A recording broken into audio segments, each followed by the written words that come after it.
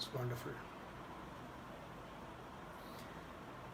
Praise the Lord Jesus. Thank you, Father. Thank you, Holy Spirit. Thank you, Lord. Thank you, Lord Jesus. Very nice. കർത്താവിൽ പ്രിയരെ, നിങ്ങൾക്ക് എല്ലാവർക്കും വന്ദനം. നമ്മുടെ പിതാവായ ദൈവത്തിന്, കർത്താവായ യേശുവിനും പരിശുദ്ധ റൂഹായ്ക്കും എന്നേക്കും സ്തുതിയും പുകഴ്ചയും ഉണ്ടാകട്ടെ. നമ്മളിന്ന് വീണ്ടും നമ്മുടെ പഠനത്തിലേക്ക് പോവുകയാണ്. വളരെ വളരെ സന്തോഷമുണ്ട് നിങ്ങൾ വീണ്ടും ലൈവിൽ ജോയിൻ ചെയ്യുന്നത്. അത്യുത്സാഹത്തോടെ ഈ അന്ത്യകാല ശാസ്ത്രം, വെളിപ്പാട് പുസ്തക പഠനം മറ്റൊരു വീക്ഷണകോണിൽ പഠിക്കാനായിട്ട് ലഭിച്ച വലിയൊരു അവസരമാണിത്. എൻ്റെ ജീവിതത്തിൽ ആദ്യമായിട്ടാണ് ഞാൻ വെളിപ്പാട് പുസ്തകത്തിൻ്റെ പഠനം ഇങ്ങനെ പൊതുവായിട്ട് കൊടുക്കുന്നത്. അതിങ്ങനെ ലൈവിൽ ആയത് തന്നെ ഒരു ദൈവനിർണയമെന്ന് ഞാൻ വിശ്വസിക്കുകയാണ്. കഴിഞ്ഞ ക്ലാസ്സുകൾ കുറേ ഹിസ്റ്ററി ആയിരുന്നെന്ന് പലരെന്നോട് പറഞ്ഞു, ഇച്ചിരി കോംപ്ലിക്കേറ്റഡ് ആയിപ്പോയി എന്ന്. അതിൽ കുറച്ച് എനിക്ക് പറയാൻ അറിയത്തില്ല. കാരണം ഒരുപാട് ചരിത്ര സംഭവങ്ങൾ അതിനകത്ത് വന്ന് ആഡപ്പാണ്.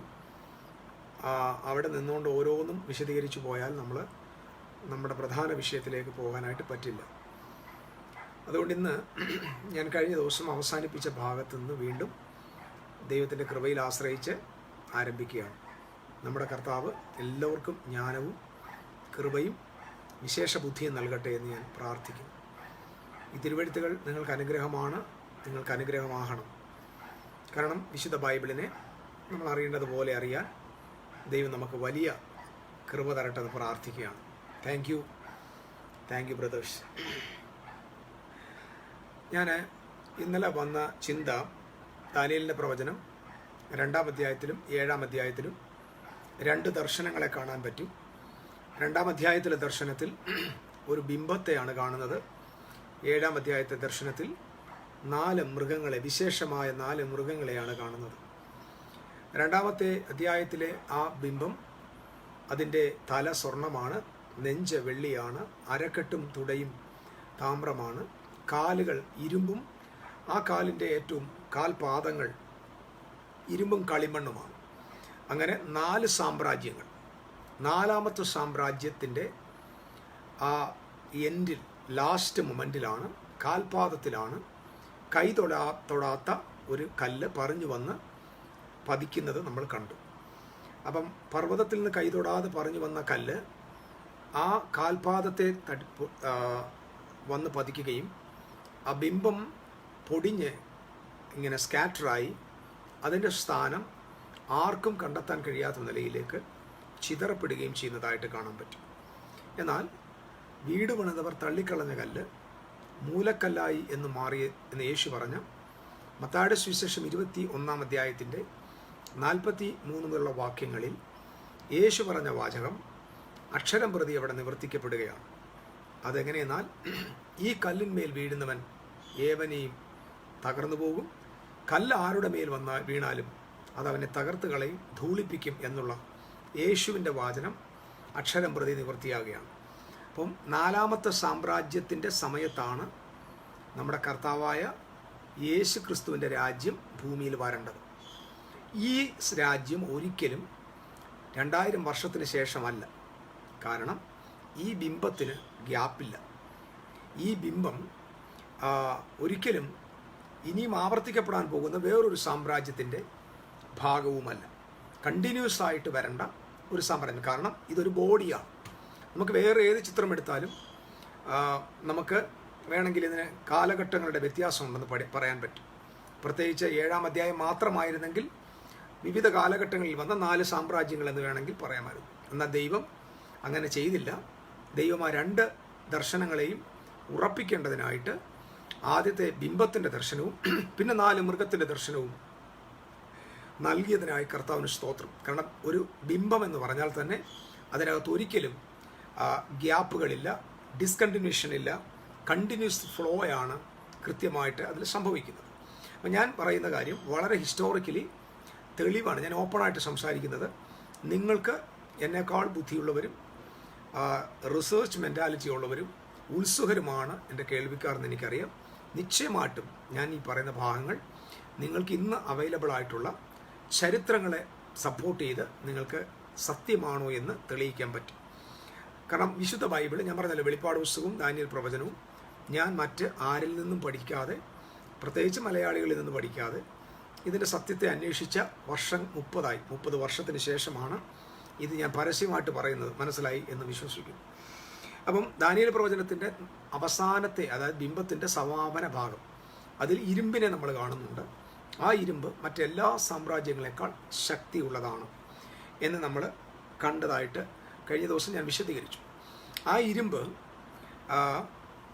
അതായത് മൂന്നാമത്തെ സാമ്രാജ്യത്തിൻ്റെ അവസാനം, മൂന്നാം സാമ്രാജ്യം എന്ന് പറഞ്ഞാൽ ഗ്രീക്ക് സാമ്രാജ്യം, യവന സാമ്രാജ്യത്തിൻ്റെ സമാപനത്തിൽ ഉപായിയായ കൂർമ്മബുദ്ധിയുള്ള ഒരു രാജാവ് വരികയാണ്. അവൻ ആൻറ്റിയോക്കസ് എപ്പിപ്പാനോസ് എന്ന് പറയുന്ന ഒരാളാണെന്ന് ഞാൻ നിങ്ങളോട് പറഞ്ഞു. ആൻറ്റിയോക്കസ് എപ്പിപ്പാനോസ് എന്ന മനുഷ്യനാണ് യഹൂദന്മാർക്കെതിരെ വളരെ ശക്തമായ നിലയിൽ ഉപരോധങ്ങളും തിന്മയും ഏർപ്പെടുത്തിയ മനുഷ്യൻ. ധാരാളം പേരെ താൻ കൊന്നു, ദൈവാലയത്തെ മലിനമാക്കി, ദൈവിക ശുശ്രൂഷകൾക്ക് പലതിനും നിർത്തൽ ചെയ്തു, സർക്കംസിഷൻ ചെയ്യുന്ന കുഞ്ഞുങ്ങളെയും അത് ചെയ്ത കുടുംബത്തെയും അത് ചെയ്ത പുരോഹിതനെയും ഒക്കെ താൻ നിഗ്രഹിച്ചു. ദൈവാലയത്തിനകത്ത് അദ്ദേഹം കൊണ്ടുവന്ന് ഒരു ദേവൻ്റെ, സിയൂസ് ദേവൻ്റെ ബിംബം കൊണ്ട് സ്ഥാപിച്ചു. അവിടെ ഒരു യാഗപീഠം പണിതു, അതിൽ ചോരയെ അർപ്പിച്ചു. അങ്ങനെ അശുദ്ധമാക്കിയ സാഹചര്യങ്ങൾ നമുക്ക് എപ്പിപ്പാനോസിൻ്റെ ചരിത്രത്തിൽ പഠിക്കാൻ പറ്റും.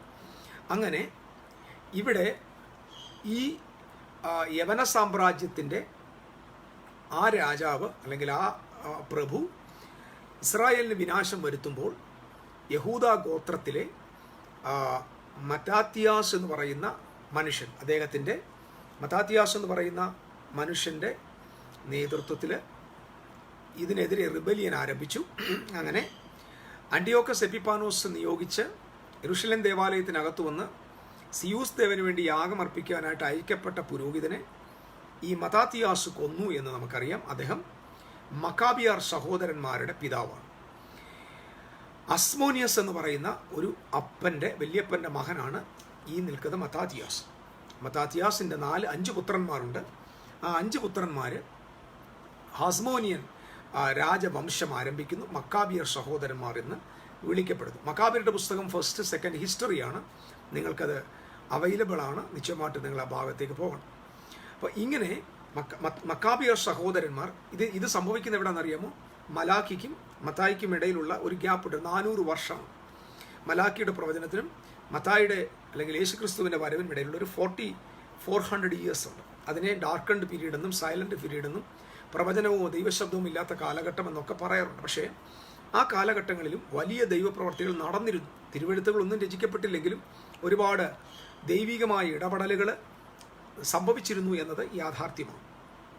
അങ്ങനെ മക്കാബിയ സഹോദരന്മാരിൽ ജൂഡ മക്കാബി എഴുന്നേറ്റ് ഇവർക്കെതിരെ യുദ്ധം ചെയ്യുകയും, ഞാനത് വ്യക്തമായി ഇന്നലെ പറഞ്ഞു, അദ്ദേഹത്തിൻ്റെ ആ മത്സരത്തിൽ വളരെ വലിയൊരു സേനയെ അദ്ദേഹം നിഗ്രഹിക്കുകയും ആൻറ്റിയോക്കസ് എപ്പിപ്പാനോസ് അതിൽ മനം നൊന്ത് രോഗിയായി മരിക്കുകയും ചെയ്തു എന്ന കാര്യം നമ്മൾ അറിഞ്ഞു. അങ്ങനെ ആൻറ്റിയോക്കസ് എപ്പിപ്പാനോസ് എന്ന് പറയുന്ന ആ ആളിന് ശേഷം വേറെ ഒരു രാജാവ് യവന സാമ്രാജ്യത്തിൽ നിന്ന്, ഇത് വളരെ പ്രധാനമായിട്ട് കേൾക്കണം, യവന സാമ്രാജ്യത്തിൽ നിന്ന് ദാനിയേലിൻ്റെ ജനത്തെ, അതായത് ഇസ്രായേലിനെ ഭരിക്കാനായിട്ട് എഴുന്നേറ്റ ചരിത്രം ഒരിടത്തുമില്ല. ആൻറ്റിയോക്കസ് എപ്പിപ്പാനോസിന് ശേഷം ദാനിയേലിൻ്റെ സ്വന്തം ജനമായ ഇസ്രായേലിനെ ഭരിക്കുവാനായി എഴുന്നേറ്റത് ഹസ്മോനിയൻ ഡയനാസ്ട്രിയാണ്. അതായത് ഈ അരക്കെട്ടിന് ശേഷം, അതായത് തുടയ്ക്ക് ശേഷം, ഈ ബിംബത്തിൻ്റെ തുടവരെയാണ് താമ്രം, അതിനുശേഷമുള്ള ഇരുമ്പ് റോമല്ല എന്ന് ഞാൻ വളരെ വ്യക്തമായിട്ട് തെളിയിച്ചു. റോമല്ല, മറിച്ച് അത് ഹസ്മോനിയൻ രാജവംശമായിരുന്നു. ഹസ്മോനിയൻ രാജവംശം ഏകദേശം BC 164 മുതൽ BC 37 വരെയുള്ള കാലഘട്ടങ്ങളിൽ ഹസ്മോനിയൻ രാജവംശമാണ് ഭരണം നടത്തിയത്. ഈ വിഷയത്തെക്കുറിച്ചാണ് നമ്മൾ ദാനിയേലിൻ്റെ പ്രവചനം, നമ്മൾ ഇന്ന് ഇച്ചിരി കൂടെ ക്രിട്ടിക്കലായിട്ടുള്ള ചില ഭാഗങ്ങളിലേക്കാണ് ഞാൻ പോകുന്നത്. വളരെ ശ്രദ്ധയോടെ നിങ്ങൾ എന്നെ പിന്തുടരുമെന്ന് ഞാൻ വിശ്വസിക്കുന്നു. ഇതൊക്കെ ഈ കഷ്ടകാലത്ത് ഇത് ആവശ്യമാണോ എന്ന് ചിലർ ചിന്തിക്കുമായിരിക്കും. പക്ഷേ കൊറോണയെക്കാളും വലിയ കഷ്ടം ക്രൈസ്തവ ലോകത്ത് വെളിപ്പാട് പുസ്തകത്തിൻ്റെ പഠനത്തിൽ അതിനേക്കാൾ മാരകമായ വൈറസുകൾ ഈ ദേശത്ത് പ്രവഹിക്കുന്നത് കൊണ്ടും ആ വൈറസിന് അടിമപ്പെട്ട ആയിരക്കണക്കിന് ക്രിസ്ത്യാനികൾ ഇന്ന് ഇവിടെ ഉള്ളതുകൊണ്ടും ഈ ഒരു സന്ദർഭത്തിൽ ഞാനിത് പഠിപ്പിക്കുന്നതിനകത്ത് യാതൊരു കുറ്റവുമില്ലെന്നാണ് ഞാൻ വിശ്വസിക്കുന്നത്. അല്ല, കഷ്ടകാലത്തിനിടയ്ക്ക് ഇതെന്തിനാണ് ആവശ്യമെന്ന് നിങ്ങൾ ചിന്തിക്കരുത്.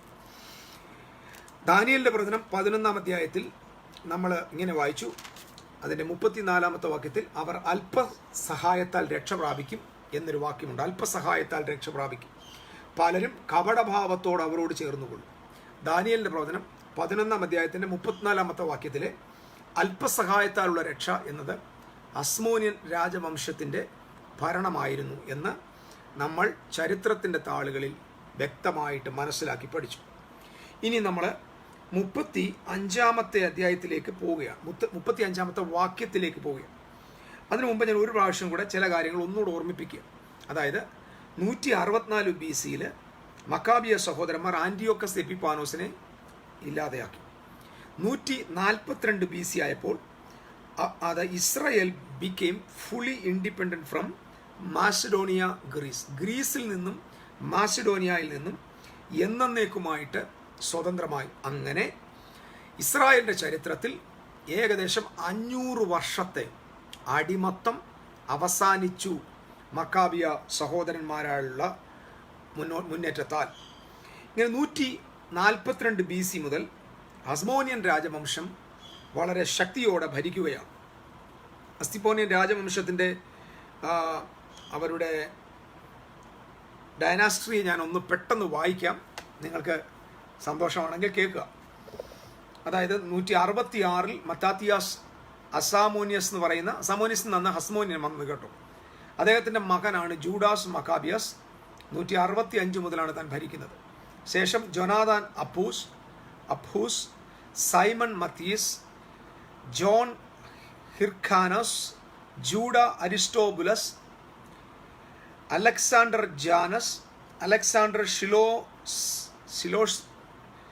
ഷിലോംസിയോൺ, John second Hyrcanus, Judah second Aristobulus, John second Hyrcanus again, Mattathias second Antigonus. ഇങ്ങനെ ഏകദേശം ഒരു 10-12ഓളം രാജാക്കന്മാർ ഹസ്മോനിയൻ ഡൈനാസ്ട്രിയിലുണ്ടായിരുന്നു. അങ്ങനെ ഏകദേശം 164 മുതൽ BC 37 വരെ, അതായത് മത്താത്തിയാസിൻ്റെ ആൻറ്റിഗോണസ് എന്ന് പറയുന്ന ഈ ഹസ്മോനിയൻ രാജവംശത്തിൻ്റെ അവസാനത്തെ രാജാവ് കൊല്ലപ്പെടുന്ന കാലം വരെ ഹസ്മോനിയൻ രാജവംശമായിരുന്നു ഇസ്രായേലിനെ സ്വതന്ത്രമായി ഭരിച്ചിരുന്നത്. മറ്റൊരു രാജ്യത്തിൻ്റെയും അടിമകളായിട്ടായിരുന്നില്ല ഇസ്രായേൽ പാർത്തിരുന്നത്. അതായത് ഇതിൽ നിന്ന് മനസ്സിലാക്കുന്ന കാര്യം, ഗ്രീക്ക് സാമ്രാജ്യത്തിന് ശേഷം ഇസ്രായേലിനെ ഭരിക്കുവാനായിട്ട് വന്നത് റോമല്ല. ഞാനിത് വീണ്ടും പറയുന്നത് കേരളം മാത്രമല്ല, ഇന്ന് ഇന്ത്യയിൽ പഠിപ്പിക്കുന്ന മിക്കവാറും എല്ലാവരും ഈ ഭാഗത്താണ് തെറ്റിയത്. അപ്പം ഇരുമ്പും കളിമണ്ണും കൊണ്ടുള്ള ഒരു ഒരു ഒരു അവസ്ഥ കാലിൽ കാണുന്നുണ്ട്. അത് 10 വിരല് യൂറോപ്യൻ യൂണിയനാണ് എന്ന് പഠിപ്പിക്കുന്ന ഒത്തിരി പേരുണ്ട്. ഇരുമ്പും കളിമണ്ണും എന്ന് പറഞ്ഞാൽ കത്തോലിക്ക സഭയും ലോക ഗവൺമെൻറ്റുമാണെന്ന് പഠിപ്പിക്കുന്നവരുണ്ട്. ഇങ്ങനെ ഒരുപാട് വികലമായ പഠനങ്ങൾ നമ്മുടെ ഇടയിലുള്ളത് ഞാൻ വിസ്മരിക്കുന്നില്ല. കാരണം വളരെ തെറ്റി നമ്മളിത് പഠിപ്പിക്കുക. കാരണം ആളുകൾ മറന്നു പോകുന്ന, വിസ്മരിച്ചു പോകുന്ന ഒരു ചരിത്രമാണ് ഞാൻ നിങ്ങളുടെ മുമ്പിലേക്ക് കൊണ്ടുവരുന്നത്. ഇത് കേൾക്കാൻ ചെവിയുള്ളവർ കേൾക്കുക, അത്രയേ ഉള്ളൂ എനിക്ക് പറയാനുള്ളത്. അപ്പോൾ എല്ലാവർക്കും ഇത് പ്രയോജനപ്പെടുമെന്ന് എനിക്കറിയത്തില്ല, പക്ഷേ ഇതൊരു തലമുറയ്ക്ക് പ്രയോജനപ്പെടും. കാരണം ഇന്ന് ഇതിന് എത്രത്തോളം ആളുകൾ വില കൽപ്പിക്കുന്നതെന്ന് എനിക്കറിയത്തില്ല. പക്ഷേ ഞാൻ അതിനു വേണ്ടിയല്ല ഇത് പറയുന്നത്. ഇതൊരു റിയാലിറ്റിയാണ്. സത്യം ഒരിക്കലും മറച്ചു വെക്കാനായിട്ട് പറ്റില്ലല്ലോ. അങ്ങനെ ഏകദേശം BC 63 ആകുമ്പോൾ, ഇനി നമ്മൾ മനസ്സിലാക്കണം, 37 വരെ ഹസ്മോനിയൻ ഉണ്ടെന്ന് മനസ്സിലാക്കണം. BC 63 വരുമ്പോൾ റോമൻ സ്റ്റേറ്റ്, അതായത് ആ സമയത്ത് റോം ഒരു റിപ്പബ്ലിക്കാണ്. റോം ഒരിക്കലും ഒരു എംപയർ അല്ല. ഈ എംപയറും റിപ്പബ്ലിക്കും രണ്ടാണ്. റിപ്പബ്ലിക് എന്ന് പറഞ്ഞാൽ ആ ഒരു രാജ്യം തന്നെ ഭരിക്കുന്നു, റോമ ഭരിക്കുകയാണ്, റോമ മറ്റാളുകളുമായിട്ട് അലിയൻസിൽ ഇങ്ങനെ ഭരണം നടത്തുകയാണ്. എന്നാൽ ഈ ആ റോമിൻ്റെ സ്റ്റേറ്റ് മാൻ ആയിരുന്ന പോംബെ ദ ഗ്രേറ്റ്, അദ്ദേഹം ഈ അസ്മോനിയൻ രാജവംശത്തിനിടയിൽ എന്ത് പറ്റിയെന്നറിയാമോ, കുറച്ച് പ്രശ്നങ്ങളുണ്ടായി. അതായത് ഹിർഖാനിയസും അരിസ്റ്റോബുലസും, നമ്മൾ നേരത്തെ പറഞ്ഞ ആ ലിസ്റ്റിനകത്തുള്ളവരാണ്, ഇവർ തമ്മിൽ എന്തുണ്ടായെന്ന് പറഞ്ഞാൽ ഇവർ രണ്ടും ക്യൂൻ അലക്സാൻഡ്രിയ ഷലോമെ എന്ന് പറയുന്ന ഒരു സ്ത്രീയുടെ 2 പുത്രന്മാരാണ് ഈ ഡൈനാസ്ട്രിയിലുള്ളത്. ഇവർ തമ്മിൽ യുദ്ധം ഉണ്ടായി. ജൂഡിയായിൽ വെച്ച് സിവിൽ വാർ ഉണ്ടായി ഇവരുടെ 2 ഗ്രൂപ്പുകൾ തമ്മിൽ. അതായത് ഇതിനകത്ത് തന്നെ ഒരു പ്രോബ്ലം ഉണ്ടായി. ഈ പ്രശ്നത്തെ പരിഹരിക്കാനായി സഹായത്തിന് വേണ്ടിയാണ് റോമിൻ്റെ സ്റ്റേറ്റ്മാനായ പോംബെ ദ ഗ്രേറ്റ് എന്ന് പറയുന്ന മനുഷ്യൻ ഇതിനകത്ത് ഇടപെടുകയാണ്, മധ്യസ്ഥനായിട്ട് വരികയാണ്. ഈ സിവിൽ വാറിനിടയിലാണ് സിറിയ എന്ന് പറയുന്ന പ്രൊവിൻസ്, നമ്മൾ കാണുന്ന സിറിയ എന്ന് പറയുന്ന പ്രൊവിൻസ് ഉണ്ടായത് ഈ കാലഘട്ടത്തിലാണ്. പക്ഷേ അതായത് ഈ സമാധാന ചർച്ചയ്ക്കകത്ത് നിന്ന് ജൂഡിയ ഒരിക്കലും കോപ്പറേറ്റ് ചെയ്തില്ല, ഇൻകോപ്പറേറ്റ് ചെയ്തു. പോംബെ ദ ഗ്രേറ്റ് എന്ന് പറഞ്ഞ 63 ഇത് സംഭവിക്കുന്നത്. അവസാനം ജൂഡിയ മാത്രം സ്വയഭരണത്തിലേക്ക് കയറുകയും മറ്റ് പല സ്ഥലങ്ങൾ ഇവരുടെ കയ്യിൽ നഷ്ടപ്പെടുകയും ചെയ്തു. അതായത് ഈ ഹസ്മോനിയൻ്റെ കയ്യിൽ നഷ്ടപ്പെട്ട്, ആ നഷ്ടപ്പെട്ട ഭാഗം അത് റോം എടുത്തില്ല കേട്ടോ, മറ്റ് ഇവരുടെ ഡൈനാസ്റ്റിക്കകത്തുള്ള ഡിവിഷൻ, അതിൽ നഷ്ടപ്പെട്ട ഭാഗത്തിൽ നിന്ന് സമാരിയയും ഇദൂമിയ എന്ന് പറയുന്ന 2 സ്ഥലങ്ങൾ ഇവർക്ക് നഷ്ടപ്പെട്ടു. അങ്ങനെ ഡെക്കപ്പോലി ദേശവും നഷ്ടപ്പെട്ടു, പല സ്ഥലങ്ങൾ. അങ്ങനെ people of ഡെക്കോപ്പൊലിസ് cities welcomed Pompeo. ഇവിടുന്ന് മാറി ആ ഡെക്കോപ്പൊലി ദേശത്തുള്ള ആളുകൾ പോംബെയെ സ്വീകരിക്കുകയും ജൂയിഷിൻ്റെ അസ്മോനിയൻ രാജവംശത്തിലൊരു ലിബറേഷൻ അവർക്ക് വേണമെന്ന് പറഞ്ഞ് അങ്ങനെ അവർ അസ്മോനിയൻ രാജവംശത്തിൽ നിന്ന് സ്പ്ലിറ്റ് ചെയ്തു പോയി. അതായത് നോർത്തേൺ കിങ്ഡം, അതായത് സമേറിയയും ഇദൂമിയായും. അവസാനം എന്ത് ചെയ്തു, ഈ ഒരു പ്രശ്നത്തിനകത്ത് ഹിർക്കാനിയോസിനെയും അരിസ്റ്റോബലസ് 2 പേരാണ്. ഈ അരിസ്റ്റോബലോസ് ടേക്കൺ ടു റോമിലേക്ക് കൊണ്ടുപോയി. എന്നിട്ട് ഹിർക്കാനോസിനെ താനായിരുന്ന സ്ഥലത്ത് നിന്ന് ഹൈ പ്രീസ്റ്റാക്കി മാറ്റുകയും ആൻറ്റിപ്പാറ്റർ എന്ന് പറയുന്ന ഒരു ഇദൂമിയൻ, ഇത് ഒരു പ്രധാന വ്യക്തിയാണ്, ആൻറ്റിപ്പാറ്റർ എന്ന് പറയുന്ന ഒരാൾ, he was an Idumean, became the chief minister of Judea. ഈ ആൻറ്റിപ്പാറ്റർ എന്ന് പറയുന്ന ആളിനെ അവിടുത്തെ ചീഫ് മിനിസ്റ്ററാകാൻ ഹെൽപ്പ് ചെയ്തത് റോമിൻ്റെ സ്റ്റേറ്റ്മാനായ പോംബെയാണ്. ആൻറ്റിപ്പാറ്റർ അങ്ങനെ ഒരു പ്രോ റോമൻ, അതായത് ജൂലിയസ് സീസറിൻ്റെ ഇത് ഒത്തിരി ചരിത്രങ്ങളുണ്ട് കേട്ടോ ഇതിനകത്ത്. ഈ ജൂലിയസ് സീസറിനെ ഒരിക്കൽ അലക്സാണ്ടറിൽ നിന്ന് റെസ്ക്യൂ ചെയ്തത് ഈ ആളാണ്. ഒത്തിരി ചരിത്രങ്ങൾ ഞാൻ പറയുന്നില്ല, ആൻറ്റിപ്പാറ്റർ എന്ന് പറയുന്ന ഒരാളെ മാത്രം ഞാൻ പരിചയപ്പെടുന്നു. അദ്ദേഹത്തിന് ജൂഡിയായുടെ ചീഫ് മിനിസ്റ്ററായി അപ്പോയിന്റ് ചെയ്തു. ആര്? ഈ റോമിലെ പോംബെ എന്ന് പറയുന്ന ഈ ആൾ. അങ്ങനെ കാര്യങ്ങൾ ഇങ്ങനെ പോയി. ആൻറ്റിപ്പാറ്റർ എന്ന് പറയുന്ന ഒരു മനുഷ്യനുണ്ട്, അങ്ങനെ അന്നു എനിക്ക് തോന്നുന്നു എൻ്റെ ഇംഗ്ലീഷിൽ ANTIPATER എന്ന ആൻറ്റിപ്പാറ്റർ. BC 47 വന്നപ്പോൾ, ഹിർക്കാനിയോസിന് was recognised by Rome as the ruler of Judea. Chief മിനിസ്റ്ററിൻ്റെ ഭാഗത്ത് നിന്ന് കുറച്ചും കൂടെ പ്രൊമോഷൻ കൊടുത്ത്, and Antipater recognise the first Roman പ്രോസിക്യൂട്ടറായിട്ട് BC 47 ഈ ജൂഡിയായുടെ റോമൻ പ്രോസിക്യൂട്ടറായിട്ട് നിയമിക്കപ്പെട്ട ആൻറ്റിപ്പാറ്റർ. ഈ ആൻറ്റിപ്പാറ്റർ എന്ന് പറയുന്ന ആൾ ഒരു ഇദൂമിയനാണ്. ഇദൂമിയൻ എന്ന് പറഞ്ഞാൽ ഇദൂമിയ ദേശം, അതായത് നമ്മളിനി നമ്മുടെ പഠനം പോകുന്നത് ഇരുമ്പും കളിമണ്ണും ചേർന്ന ആ ഭാഗത്തേക്കാണ്. ഇരുമ്പെന്ന് പറയുന്നത് ഹസ്മോനിയനാന്ന് ഞാൻ പറഞ്ഞു. ഇനിയും നമ്മൾ പഠിക്കേണ്ടത് ആ ഇരുമ്പും കളിമണ്ണും. ഈ കളിമണ്ണും ഇരുമ്പും ഒരിക്കലും ചേരാത്ത, അതായത് അവിടെ നമ്മൾ ബൈബിളിൽ പറയുന്നുണ്ട് ബീജങ്ങൾ കൊണ്ട് ചേരാത്ത, മനുഷ്യ ബീജത്താൽ പരസ്പരം യോജിക്കാൻ പറ്റാത്ത, ഒരിക്കലും ചേരാൻ പറ്റാത്ത 2 പേരുടെ ഒരുമയുള്ള, അവർ ചേർന്നുള്ള ഒരു ഡിവൈഡഡ് ആയിട്ടുള്ള ബലഹീനമായിട്ടുള്ള ഭരണം. ഇത് ഞാൻ പറഞ്ഞല്ലോ, ഇന്ന് ലേറ്റസ്റ്റ് വേൾഡിലാണ് നമ്മൾ പഠിപ്പിക്കുന്നത് കൊണ്ടാണ് ഞാനിത് പറയുന്നത്. ഇത് പ്രയോജനപ്പെടുമെന്ന് ഞാൻ വിശ്വസിക്കുന്നു. അങ്ങനെ BC 40 മുതൽ BC 40 മുതൽ 37 വരെയുള്ള സമയത്ത്, ആ സമയത്ത് ഈ ആൻറ്റിപാറ്ററിൻ്റെ മകനായിരിക്കുന്ന ഹെറോദ് എന്ന് പറയുന്ന ഇദൂമിയനാണ്. ഹെറോദിനെ റോമിൻ്റെ സെനറ്റ് രാജാവായിട്ട് അപ്പോയിന്റ് ചെയ്തു. എവിടുത്തെ ജൂഡിയായുടെ രാജാവായിട്ട് അപ്പോയിന്റ് ചെയ്തു. മനസ്സിലാവുന്നുണ്ടോ? ഇദൂമിയൻ. ഇനി ഞാൻ ഇദൂമിയർസ് ആരാന്ന് ഞാൻ പറയാം. അതായത് മക്കാബിയ സഹോദരന്മാരുടെ കാലഘട്ടത്തിൽ പല സ്ഥലങ്ങളിൽ യഹൂദന്മാർക്കെതിരെയുള്ള ആക്രമണം തുടങ്ങിയപ്പോൾ ഇവരിവിടെ നിന്ന് പോയി ആ നാടിനെ പിടിക്കുകയും ഫോഴ്സ്ഫുള്ളി മരിക്കണ്ടെങ്കിൽ അവർ ജൂഡാ മതം സ്വീകരിക്കണം, യഹൂദ മതം സ്വീകരിക്കണമെന്ന് നിർബന്ധിക്കുകയും, അങ്ങനെ ആ നിർബന്ധത്താൽ ഏദോമ്യർ എന്ന് പറഞ്ഞാൽ ഏശാവിൻ്റെ ഗ്രഹമാണ്. ഏശാവിൻ്റെ ഗ്രഹം. അപ്പം ഏശാവിൻ്റെ ഗ്രഹത്തിലുള്ള അന്യജാതിയിലുള്ള ഈ മനുഷ്യൻ, ആ ഗ്രൂപ്പിൽപ്പെട്ട ആളാണ് ആൻറ്റിപാറ്റർ. അദ്ദേഹത്തിൻ്റെ മകനാണ് ഹെറോദ്. ഈ ഹെറോദ് എന്ന് പറയുന്ന ഇദൂമിയൻ ഏദോമ്യനാണ്. അപ്പം ഇദ്ദേഹം വിവാഹം കഴിച്ചത് ഹസ്മോനിയൻ രാജവംശത്തിലുള്ള ഒരു രാജകുമാരിയാണ്. അപ്പം ഇവിടെ ശ്രദ്ധിക്കണം, യഹൂദ സമുദായത്തിൽ യൂദ അല്ലെങ്കിൽ ജൂഡ, യഹൂദ ഗോത്രത്തിൽപ്പെട്ട ഒരു ഹസ്മോനിയൻ ഡൈനാസ്ട്രിയിലെ ഒരു പ്രിൻസസിനെയാണ് ഏദോമിയനായ ഹെറോദാവ് കല്യാണം കഴിച്ചത്. നിങ്ങൾക്ക് മനസ്സിലാവുന്നുണ്ടോ? ഇരുമ്പും കളിമണ്ണും കൂടെ ചേരുകയാണ്. കളിമണ്ണേതാ? ഈ മണ്ണേതാ? ഏദോം. അത് യൂറോപ്യൻ യൂണിയൻ അല്ല. ആന്റി ക്രൈസ്റ്റ് വരുമ്പോഴുണ്ടാകാൻ പോകുന്ന 10 തലയുള്ള രാജ്യമല്ല.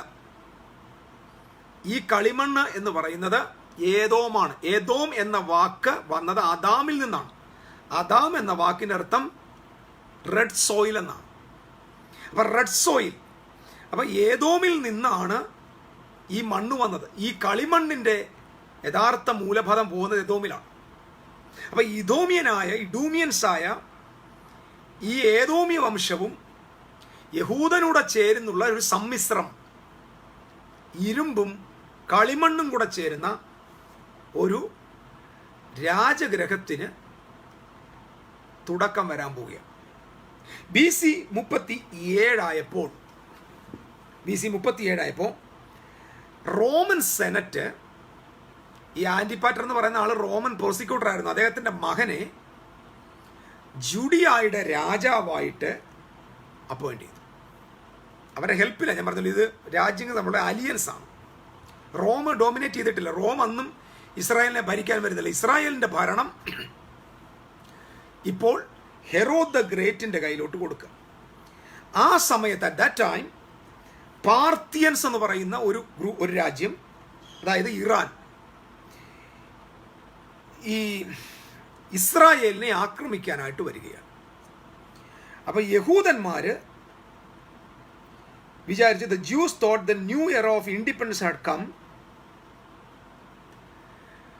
അവർ വിചാരിച്ചു ഒരു പുതിയ സ്വാതന്ത്ര്യം കൂടെ അവർക്ക് സംഭവിക്കാൻ പോവുകയാണ് എന്ന് മനസ്സിലാക്കി റോമിൻ്റെ ഹെൽപ്പ് ആവശ്യപ്പെടുകയും 3 വർഷം കൊണ്ട് പാർത്തിയൻസ് എന്ന് പറയുന്ന ആ രാജ്യത്തെ, ആ ഇറാനിയ സമൂഹത്തെ ഇസ്രായേലിൻ്റെ ലാൻഡിൽ നിന്ന് ചേസ് ഔട്ട് ചെയ്യുകയും ചെയ്തു. മനസ്സിലാകുന്നു തോന്നുന്നു. ഓക്കെ. അങ്ങനെ BC 37 ഹെറോദ് ദ ഗ്രേറ്റ് ഹസ്മോനിയൻ രാജവംശത്തിൻ്റെ അവസാനത്തെ ആളായ ആൻറ്റിഗോണസ് ദ മത്താത്തിയാസിനെ നിർമൂലമാക്കി അദ്ദേഹത്തെ അവസാനിപ്പിച്ച ഹസ്മോനിയൻ രാജവംശം അവസാനിപ്പിച്ചിട്ട് യെരുശലേമിനെ പിടിച്ചടക്കി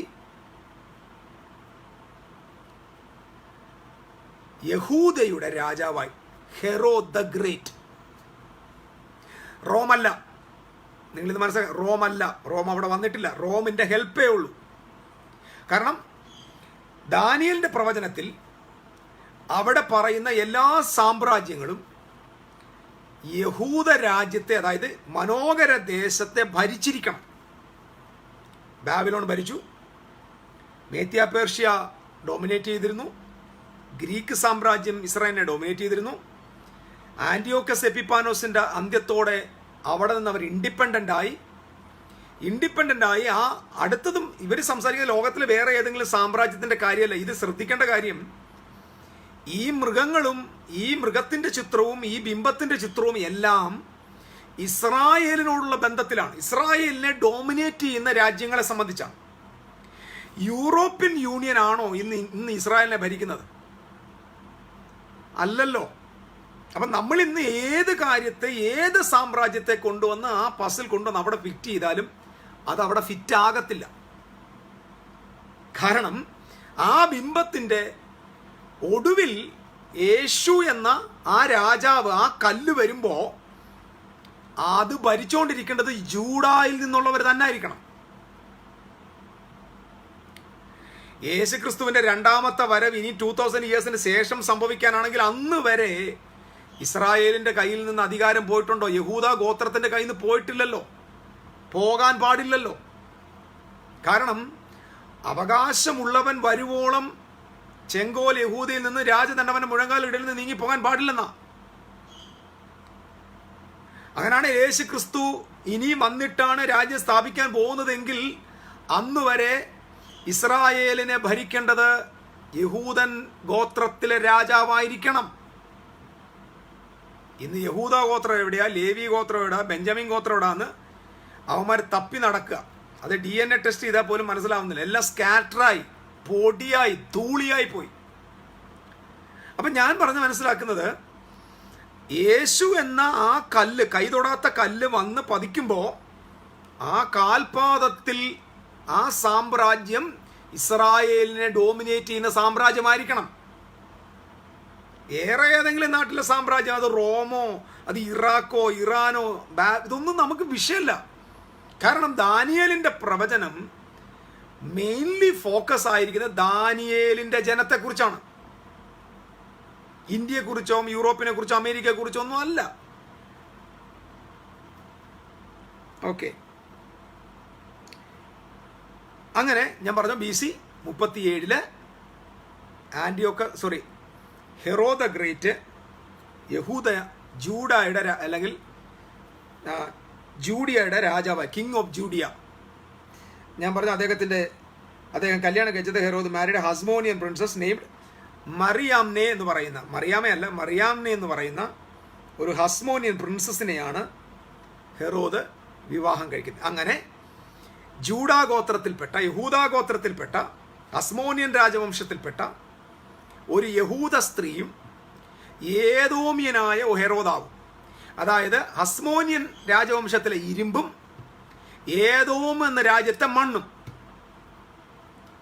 മണ്ണും ഇരുമ്പും കൂടെ, കളിമണ്ണും ഇരുമ്പും കൂടെ ഒരുമിച്ചുള്ള ഒരു സാമ്രാജ്യം ആരംഭിച്ചു BC 37. അപ്പം ഇരുമ്പും കളിമണ്ണും കൊണ്ടുള്ള സാമ്രാജ്യം ഈ തലമുറയിലെ ഒരു സാമ്രാജ്യവുമില്ല. കാരണം ഇത് റോം അല്ലെന്ന് ഞാൻ കൃത്യമായിട്ട് തെളിയിച്ചു കഴിഞ്ഞു, ചരിത്രത്തിൻ്റെ തെളിവിൽ തെളിയിച്ചു കഴിഞ്ഞു. 162 ആയപ്പോൾ യവന സാമ്രാജ്യം അവസാനിച്ചു. അതിനുശേഷം റോം രംഗത്ത് വന്നിട്ടില്ല. അതിനുശേഷം ഹസ്മോനിയ രാജവംശം രംഗത്ത് വന്നു. 140 വർഷം, ഏകദേശം 140ഓളം വർഷം ഇസ്രായേലിനെ ഭരിക്കുകയാണ്. 37 ആയപ്പോൾ അവസാനത്തെ രാജാവിനെ നീക്കം വരുത്തി ഹെറോദ ഗ്രേറ്റ് ജൂഡിയയുടെ രാജാവായി വരികയാണ്. അങ്ങനെ ഹെറോദിയൻ ഡൈനാസ്ട്രി ഉണ്ടാകുകയാണ്. 37 ഹെറോദാവാണ് ഇസ്രായേലിലെ ജൂഡിയയുടെ രാജാവായിട്ട് ഭരണം തുടങ്ങി.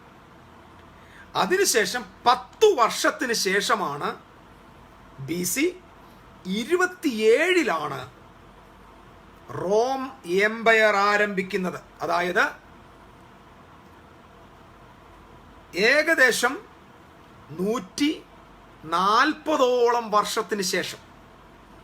അപ്പം അടുത്ത ചോദ്യം ഞാൻ ഇന്നലെ ചോദിച്ചത് തന്നെയാണ്. അവസാനത്തെ, അതായത് കളിമണ്ണും ഇരുമ്പും ഒക്കെ റോം ആണെങ്കിൽ ഈ തുടയ്ക്കും, ഈ തുട എന്ന് പറയുന്ന ആ പോർഷനും കാലിനും നടുവിൽ ഒരു 140 വർഷത്തെ ഗ്യാപ്പുണ്ട്. ഒരു ബിംബത്തിന് ഗ്യാപ്പ് വരണോ? ഒരു ശരീര അവയവം എങ്ങനെയാണ് നമ്മൾ സെപ്പറേറ്റ് ചെയ്യാൻ പറ്റുന്നത്? അപ്പം ഇവിടെ ഹെറോദ്യ സാമ്രാജ്യം, അതാണ് കളിമണ്ണ്. ഇത് നിങ്ങൾക്ക് വ്യക്തമായി ഞാൻ വിശ്വസിക്കുന്നു. ഏതോം എന്ന വാക്ക് മണ്ണെന്നാണ്. ആദം വന്നത് അവിടെ നിന്ന്, മണ്ണിൽ നിന്ന് വന്നത്, ആദമിൽ നിന്നാണ് ഏതോം വന്നത്. സോ കളിമണ്ണും ഇരുമ്പും ചേരുന്ന ഒരു ഡൈനാസ്ട്രി, അത് ഹെറോദിയ ഡൈനാസ്ട്രിയാണ്.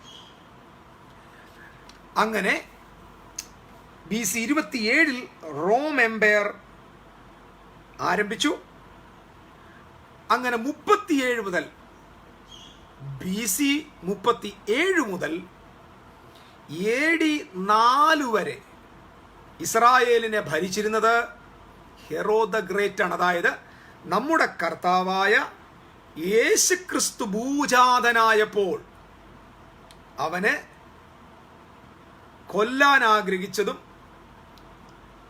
യഹൂദന്മാരുടെ രാജാവായി പിറന്നവൻ എവിടെയെന്ന് പറഞ്ഞുകൊണ്ട് കുറച്ച് വിദ്വാൻമാർ വന്ന് ആവശ്യപ്പെട്ട കൊട്ടാരത്തിലെ രാജാവ് നമ്മുടെ ഈ ഇദൂമ്യനായ ഹെറോദ ഗ്രേറ്റ് ആണ്.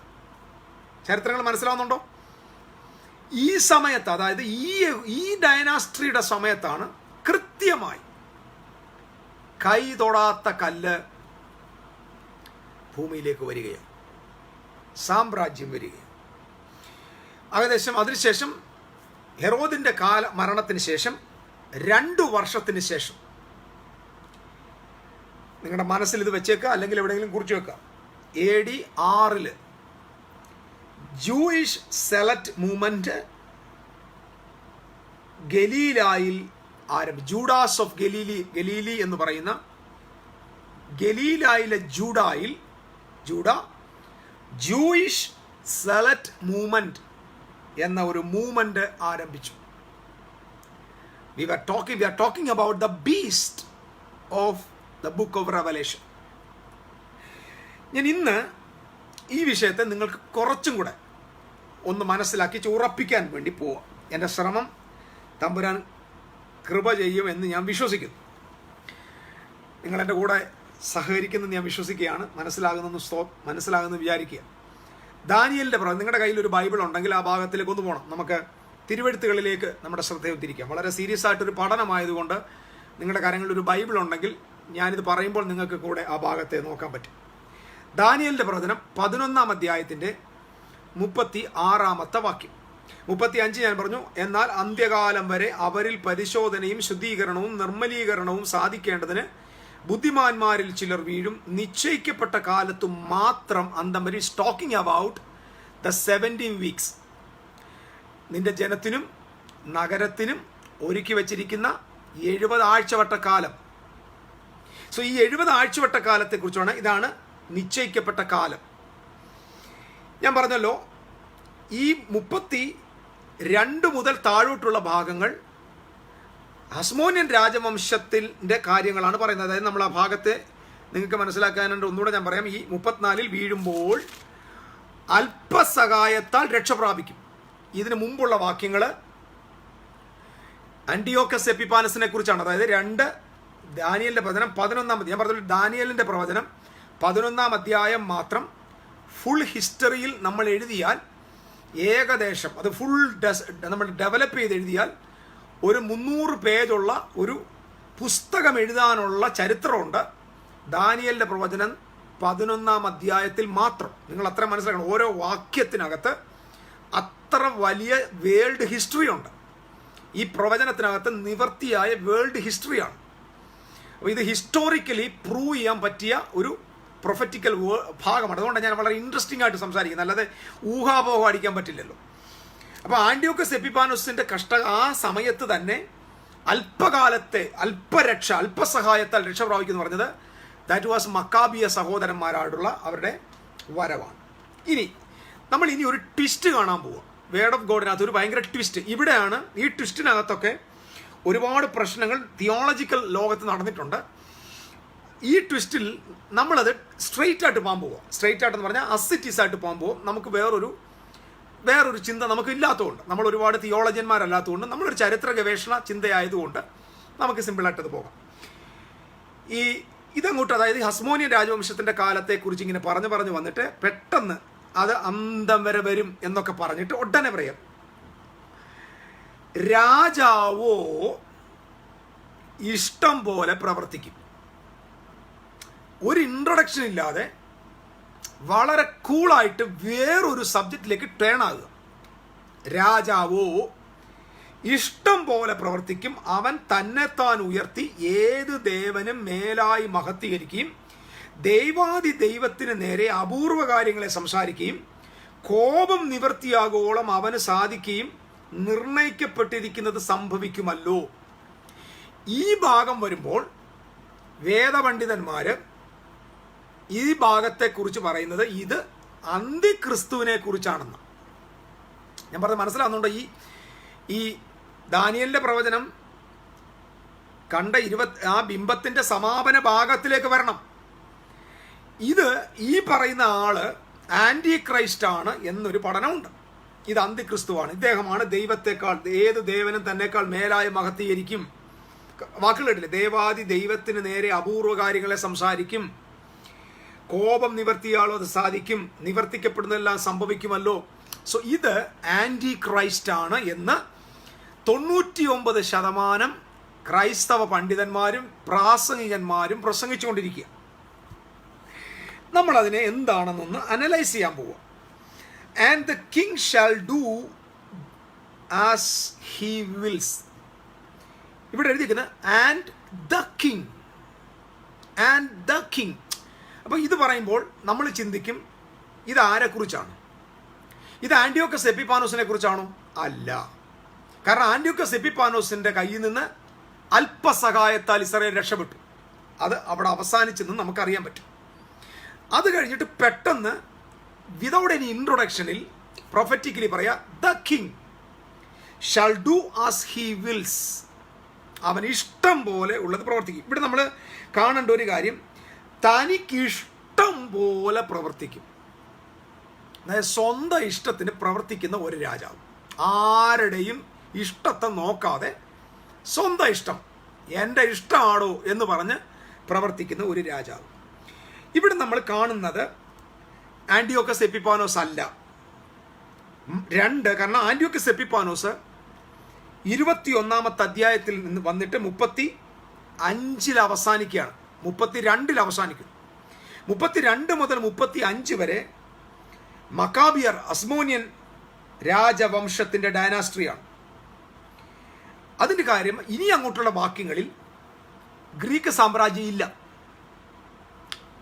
ഹസ്മോനിയൻ രാജവംശവും ഇല്ല. കാരണം 35 പറഞ്ഞു, എന്നാൽ അന്ത്യകാലം വരെ അവരിൽ പരിശോധന, ശുദ്ധീകരണം, നിർമ്മലം സാധിക്കും, ബുദ്ധിമാന്മാരിൽ ചിലർ വീഴും, നിശ്ചയിക്കപ്പെട്ട കാലത്ത് മാത്രം അന്ത്യം വരും. ഒരു എൻഡിനെ കുറിച്ച് അവിടെ പറഞ്ഞേക്കുക. എന്നിട്ട് വന്നു ഒരു രാജാവോ. ഇനി ഒരുപാട് ക്രിസ്ത്യൻ സ്കോളേഴ്സ് ഇതിൻ്റെ ഇടയിലുണ്ടോ ഞാൻ പറഞ്ഞത്, ഈ ഒരു ഭാഗത്താണ് ആന്റി ക്രൈസ്റ്റിനെ കൊണ്ടുവന്ന് പ്രതിഷ്ഠിച്ചേക്കുന്നത്. ആന്റി ക്രൈസ്റ്റ് എന്ന് പറയുന്ന ഒരു മാരകത്തെ കൊണ്ടുവന്ന് ഈ 36-ാം വാക്യത്തെ കൊണ്ടുവന്ന് തിരികെ കയറ്റിയിരിക്കും. നമ്മൾ ഒത്തിരി ബുദ്ധിമാന്മാരാകുമ്പോൾ നമ്മൾ ഒരുപാട് എററിലേക്ക് പോവുകയാണ്, ഒരുപാട് എററിലേക്ക് പോകും. ഞാൻ ഇന്നലെ പറഞ്ഞു, ഒത്തിരി ഗ്യാപ്പ് തിയറികളുണ്ട്. സൃഷ്ടിവാദത്തിനകത്ത് ഗ്യാപ്പ് തിയറി ഉണ്ട്, 70 വീക്സിൽ ഗ്യാപ്പ് തിയറി ഉണ്ട്. അതാണ്ട് വെളിപ്പാട് ദിവസം ഈ ഭാഗം, ദാനിയേലിന്റെ പ്രവചനം ഈ ഭാഗത്ത് ഗ്യാപ്പ് തിയറി ഉണ്ട്. നമുക്ക് മനസ്സിലാകാം, അതായത് ഈ ഞാൻ പറഞ്ഞല്ലോ, ഈ അന്ത്യകാല ശാസ്ത്രം എന്ന ഒരു ഭൂതം വന്നതിന് ശേഷം നമുക്ക് കാര്യങ്ങളെ മനസ്സിലാക്കാൻ പറ്റാത്ത ഭാഗം വരുമ്പോഴെല്ലാം നമ്മൾ എന്തൊക്കെയോ കുറേ കാര്യങ്ങൾ ഇൻസേർട്ട് ചെയ്യാനായിട്ട് ഒരു ഗ്യാപ്പ് സൃഷ്ടിക്കുക. ഇന്ന സ്ഥലം ഇന്ന സ്ഥലം ഒരു ഗ്യാപ്പ്. നിങ്ങൾക്കറിയാമോ, ഏറ്റവും വലിയ ഈ 20-ാം നൂറ്റാണ്ടിലെ ഏറ്റവും വലിയൊരു വിഡ്ഢിത്തരം നിങ്ങൾക്കറിയാമോ, ഏറ്റവും വലിയൊരു പരമമണ്ടത്തരം അതിതാണ്. ദാനിയേൽ പ്രവചനത്തിൻ്റെ 70 ആഴ്ചവട്ടത്തിൻ്റെ 69 ആഴ്ചവട്ടത്തിനും 70ാമത്തെ ആഴ്ചവട്ടത്തിനും ഇടയിൽ ഒരു വലിയ ഗ്യാപ്പുണ്ട്. വലിയ ഗ്യാപ്പ് എന്ന് പറഞ്ഞാൽ ഏകദേശം 2000 വർഷത്തെ ഗ്യാപ്പുണ്ട്. എൻ്റെ കർത്താവേ, സമയത്തിനും കാലത്തിൻ്റെ ഇടയ്ക്ക് എന്ത് ഗ്യാപ്പ്!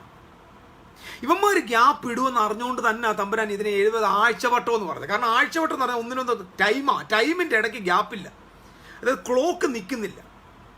നമ്മുടെ ആളുകൾ വിചാരിച്ചു ഈ 69 വരെ കൊണ്ടുവന്ന് നിർത്തിയിട്ട് പിന്നെ അതിനുശേഷം ദൈവത്തിൻ്റെ ക്ലോക്ക് സ്റ്റോപ്പായിട്ട് നമ്മൾ ജാതികൾക്ക് വേണ്ടി എന്ത് ചെയ്തിരിക്കുക, അങ്ങനൊരു രക്ഷ ഒരുക്കി വെച്ചിരിക്കുക. പിന്നെ ഇനി യഹൂദൻ്റെ രക്ഷ അവസാനത്തെ 7 ആഴ്ചവട്ടം. അങ്ങനെ ഈ ക്ലോക്ക് ദൈവം സ്റ്റോപ്പ് ചെയ്തിട്ട് നിർത്തി വെച്ചേക്ക് 2000 years ആയിട്ട് ദൈവത്തിൻ്റെ ക്ലോക്ക് സ്റ്റോപ്പാണ്. ഇത് നമ്മൾ വിശ്വസിക്കണം. നമ്മൾ വിശ്വസിച്ചേ പറ്റൂ. നമ്മുടെ അച്ചാച്ചന്മാർ പറയും നമ്മൾ വിശ്വസിക്കണം. നമ്മൾ വിശ്വസിച്ചില്ലെങ്കിൽ നമ്മൾ ഏറ്റവും വലിയ കുറ്റക്കാരും വലിയ ദുരുപദേശകന്മാരും ആവും. അതുകൊണ്ട് 69ാമത്തെ ആഴ്ചവട്ടത്തിനും 70ാം ആഴ്ചവട്ടത്തിനും ഇടയിൽ ഗ്യാപ്പ് ഉണ്ടെന്ന് നമ്മുടെ സാറുമാർ പറഞ്ഞാൽ യെസ് സാർ എന്ന് നമ്മൾ പറയണം. നമ്മൾ തിരിച്ചൊന്നും ചോദിക്കരുത്. ഒരുമാതിരി അടിമത്തമാണ്. ഞാൻ അതുകൊണ്ടാണ് ഇവരുടെ ഒരു തിയോളജിയും വിശ്വസിച്ചിരുന്നില്ല. ഞാൻ ഇന്നിത് പബ്ലിക്കിൽ വന്ന് ആദ്യമായിട്ട് പറയുക, എൻ്റെ ജീവിതത്തിൽ ഇന്ന് വരെ ഞാൻ ഇങ്ങനൊരു കാര്യം ആരെയും പഠിപ്പിച്ചിട്ടില്ല. കാരണം ഈ 30 വർഷത്തെ എൻ്റെ റിസർച്ച്, എൻ്റെ യാത്രയാണ്. 30 വർഷത്തെ ഞാൻ അറിയാനുള്ള കാത്തിരിപ്പാണ്. അപ്പോൾ നിങ്ങൾ മനസ്സിലാക്കിക്കോണം, ഇത് 30 years എടുത്തു ഞാനിതൊന്ന് ഔട്ട്കമ്മിൽ പറയാൻ. കാരണം വിശ്വസിക്കാൻ പറ്റുന്നത് പറഞ്ഞിട്ടില്ലാരും. നമ്മുടെ മെസ്സേജ് വിശ്വാസയോഗ്യമാകണം. ഓക്കെ, 36 പോവാം. ആ വാക്യം ഞാൻ വിശദീകരിക്കാൻ പോവാം. ഞാനിവിടെ ചില കാര്യങ്ങൾ വായിച്ച് നിങ്ങൾക്ക് മനസ്സിലാക്കി തരാം. അതായത് ഇങ്ങനെ ഇതിനകത്തൊരു ക്രൊണോളജിക്കൽ ഗ്യാപ്പ് ഈ പ്രൊഫസി കൊണ്ടെന്ന് പറഞ്ഞിട്ട് അതിനെ ആൻറ്റി ക്രൈസ്റ്റിനെ കൊണ്ടുവന്ന് അതിനകത്ത് ഫിക്സ് ചെയ്യുന്നതായിട്ടുണ്ട്. ഇനി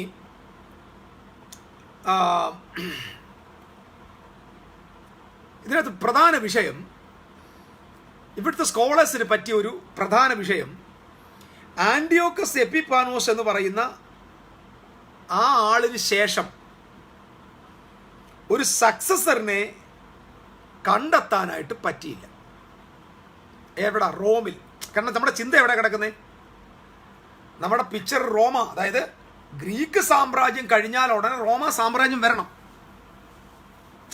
റോമ സാമ്രാജ്യം വന്നാലേ, ആ റോമ സാമ്രാജ്യം വന്നാൽ മാത്രം പോരാ, ഇങ്ങേർക്ക് ശേഷം ഈ ഇസ്രായേലിനെ ഭരിക്കുന്ന ഒരു റോമിലെ രാജാവിനെ കണ്ടെത്താൻ ഇതുവരെ അവർക്ക് കഴിഞ്ഞില്ല. 2, ഭരിക്കുന്ന ആൾ എവിടെയെങ്കിലും ഭരിച്ചാൽ പോരാതാനും.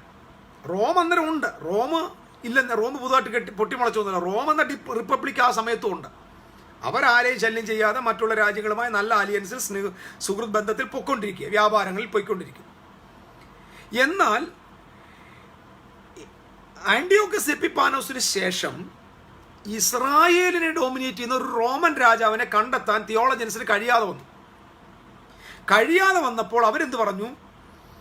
ആ ഗ്യാപ്പ് ഉണ്ടല്ലോ, അവിടെ അങ്ങനെ ആളില്ല, ആ ഗ്യാപ്പിൽ നമുക്ക് ആരെ കൊണ്ട് ഫിക്സ് ചെയ്യാം?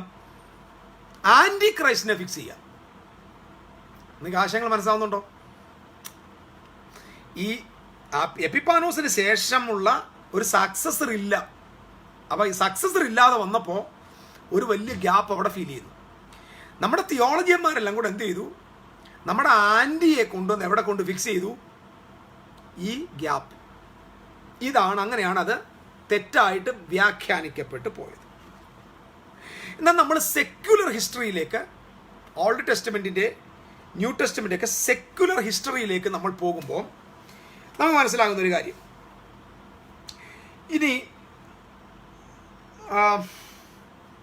ഈ 36 എന്താ പറയാൻ പോകുന്നത്? ഇവിടെ പറഞ്ഞേക്കുന്നത് ദ കിങ് എന്നാണ്. ദ കിങ്, കിങ് എന്നല്ല പറഞ്ഞത്, ആൻഡ് ദ കിങ്, അല്ലെങ്കിൽ ഒരു രാജാവെന്നല്ല, the king, not a king. Without any description, ഒരു ഡിസ്ക്രിപ്ഷൻ കൂടാതെ വളരെ കൂളായിട്ട് പറഞ്ഞു, the king means the king of ഇസ്രായേലിലെ രാജാവിനെ കുറിച്ച്. ഇത് രണ്ടാമത് വന്നത് 32-ാമത്തെ വാക്യം മുതൽ 35-ാമത്തെ വാക്യത്തിന് തൊട്ട് അടുത്ത് തന്നെ, അതായത് മക്കാബിയറിന് ശേഷം, ജസ്റ്റ് ആഫ്റ്റർ ദാറ്റ്, വേഴ്സ് 35-ന് ശേഷം ആദ്യം 36 വരുമ്പോൾ ഉടനെ ആരംഭിക്കുന്നത് ദ കിങ് എന്ന് പറഞ്ഞുകൊണ്ട്. അതിൻ്റെ അർത്ഥം ആ ഡൈനാസ്റ്റിക്ക് ശേഷം പുറത്തു വരാൻ പോകുന്ന രാജാവിനെ കുറിച്ച്. ആൻഡ്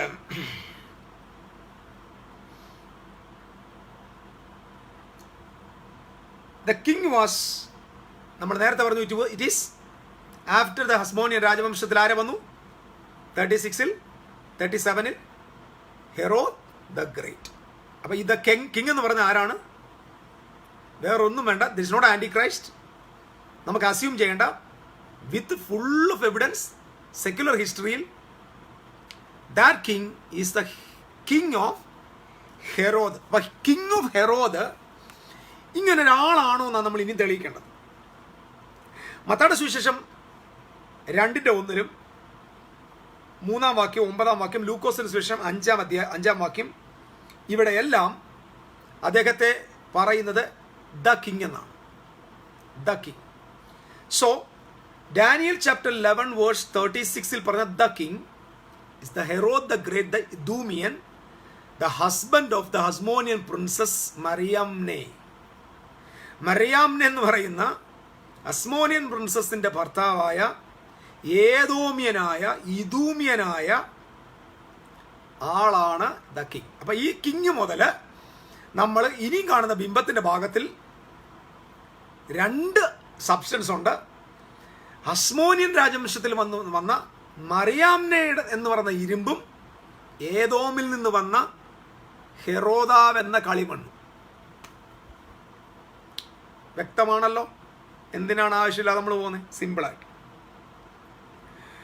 ഓക്കെ, ഇവിടെ നമ്മൾ ഇദ്ദേഹത്തിന്റെ സ്വഭാവങ്ങളെ ഒന്ന് സൂക്ഷ്മമായിട്ട് പഠിക്കുക. ഒന്ന്, the king shall do according to his own will.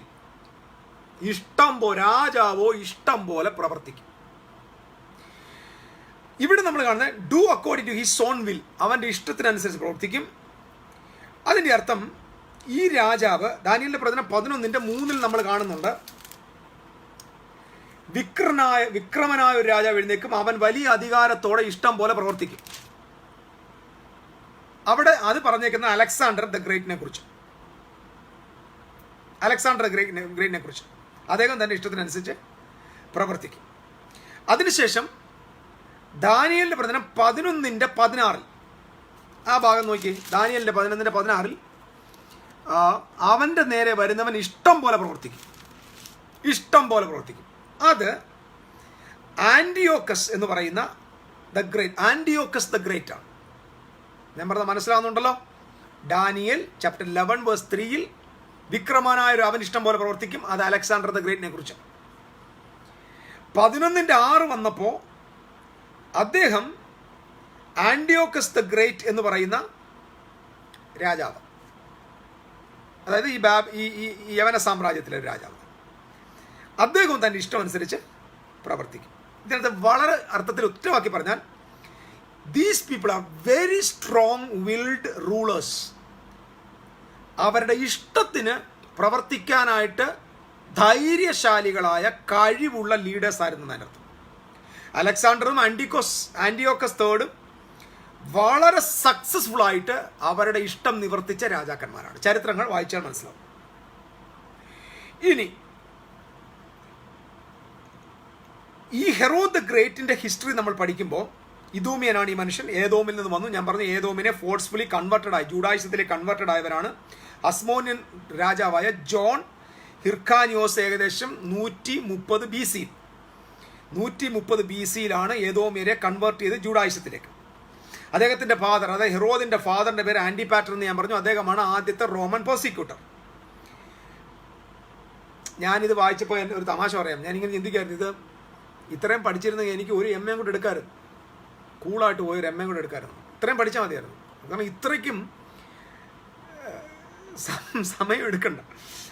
Okay, അദ്ദേഹത്തിൻ്റെ അഡ്വൈസർ, അതായത് ഞാൻ പറഞ്ഞല്ലോ ഫാദർ ആന്റിപാറ്റർ ആയിരുന്നു. അദ്ദേഹം എന്ന് പറഞ്ഞാൽ ആന്റിപാറ്റർ എന്ന് പറഞ്ഞാൽ friend and adviser of Hasmonean റൂളറായ ഹിർക്കാനസ് സെക്കൻഡിൻ്റെ ഫ്രണ്ട് ആയിരുന്നു ഈ ആന്റിപാറ്റർ. ആൻഡ് അദ്ദേഹത്തെയാണ് പിന്നെ അവസാനം അദ്ദേഹം എന്ന് പറഞ്ഞാൽ ഈ ഹിർക്കാനസ് എന്ന് പറയുന്ന ആൾ റോമിൻ്റെ പ്രോസിക്യൂട്ടറായിട്ട് നിയമിതനായ ജൂലിയസ് സീസറാണ് അദ്ദേഹത്തെ നിയമിതനായത്. That position Antipater second made Herod the governor of Galilee. Antipater second അദ്ദേഹത്തെ ഗവർണറായിട്ട് നിയോഗിച്ചു. അദ്ദേഹത്തിന് 25-ാമത്തെ വയസ്സിൽ ഹെറോദിനെ ഗവർണറായിട്ട് നിയമിച്ചു.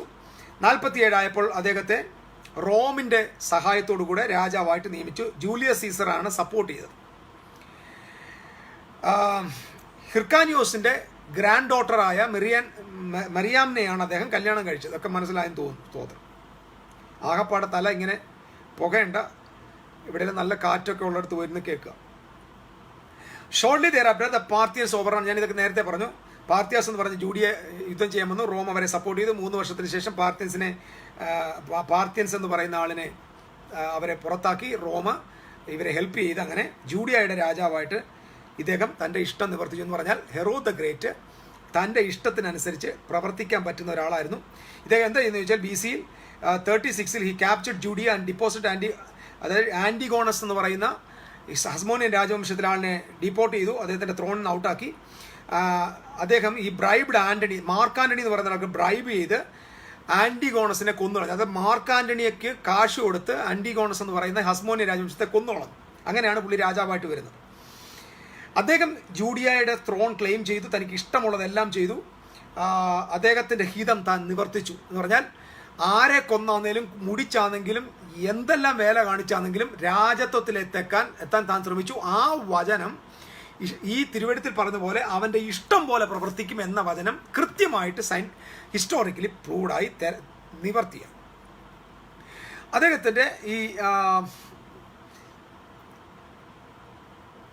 ഓക്കെ. അങ്ങനെ ആ ഒരു വേർഡ് നമുക്കവിടെ ഞാൻ കൂടുതൽ എക്സ്പ്ലനേഷൻ കൊടുക്കുന്നത്. അടുത്ത വാക്യം നോക്കി. അവൻ തന്നെത്താൻ ഉയർത്തി ഏത് ദേവനും മേലായി മഹത്വീകരിക്കും.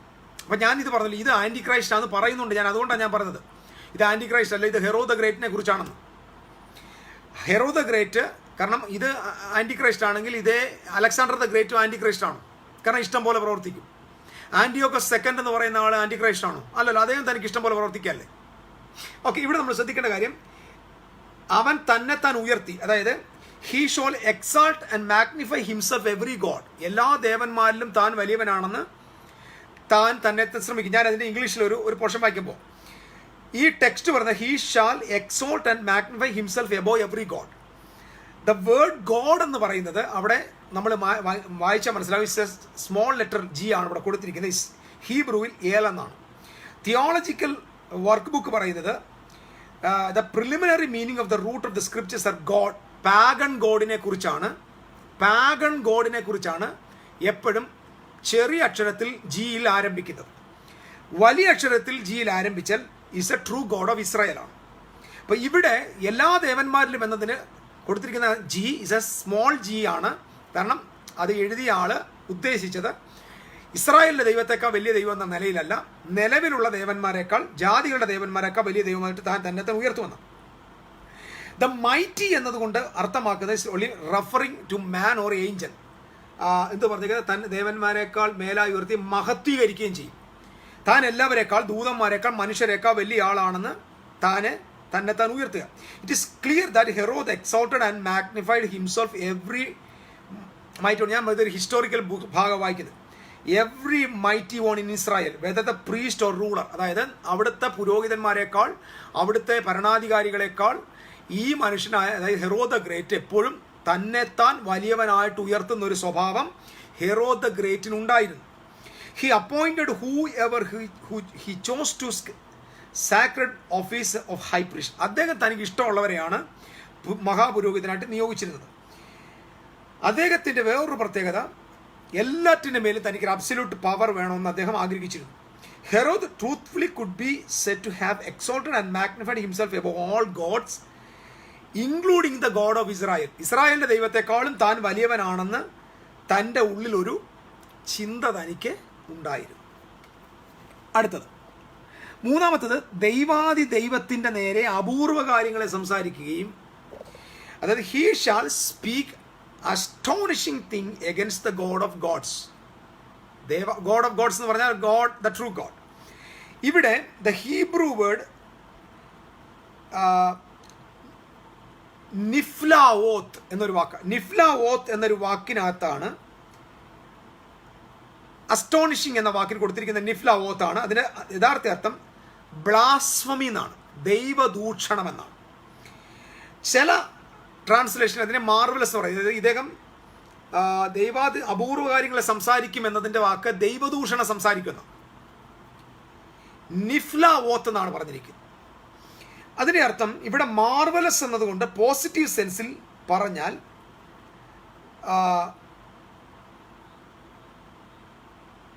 മാർവലസ് എന്നും, നെഗറ്റീവ് സെൻസിൽ പറഞ്ഞാൽ അസ്റ്റോണിഷിംഗ് എന്നുമാണ്. ഇംഗ്ലീഷ് അർത്ഥം പോയി മനസ്സിലാക്കും. ഇവിടെ he charged against Herod, like this charge against Herod preliminarily referred to the command to slaughter the male babies of Bethlehem. ദേവന്മാരൊക്കെ താൻ വലിയ പുള്ളിയാണെന്ന് കാണിക്കുന്നതിൻ്റെ ഹിസ്റ്റോറിക്കൽ പ്രൂഫ് എന്ന് പറയുന്നത് താൻ യേശു ക്രിസ്തുവിനെ കൊല്ലാനായിട്ട് കൽപ്പന പുറപ്പെടുവിച്ചു. നിങ്ങൾക്ക് മനസ്സിലാവുന്നുണ്ടോ? യേശു ആരാ? ദേവന്മാരുടെ ദേവനാ. അവനെതിരെ ബ്ലാസ്ഫമിയാണ്, ദൈവദൂഷണമാണ്. കൊല്ലാൻ വേണ്ടി വിധി പുറപ്പെടുവിക്കുന്ന നിലയിലുള്ള ഒരു സവിശേഷ സ്വഭാവത്തിൻ്റെ ഉടമയായിരുന്നു ഹെറോദ് ദ ഗ്രേറ്റ്. അവസാനം കർത്താവിനെ നശിപ്പിക്കുവാനായിട്ട് താൻ കൽപ്പന പുറപ്പെടുവിക്കുന്നു.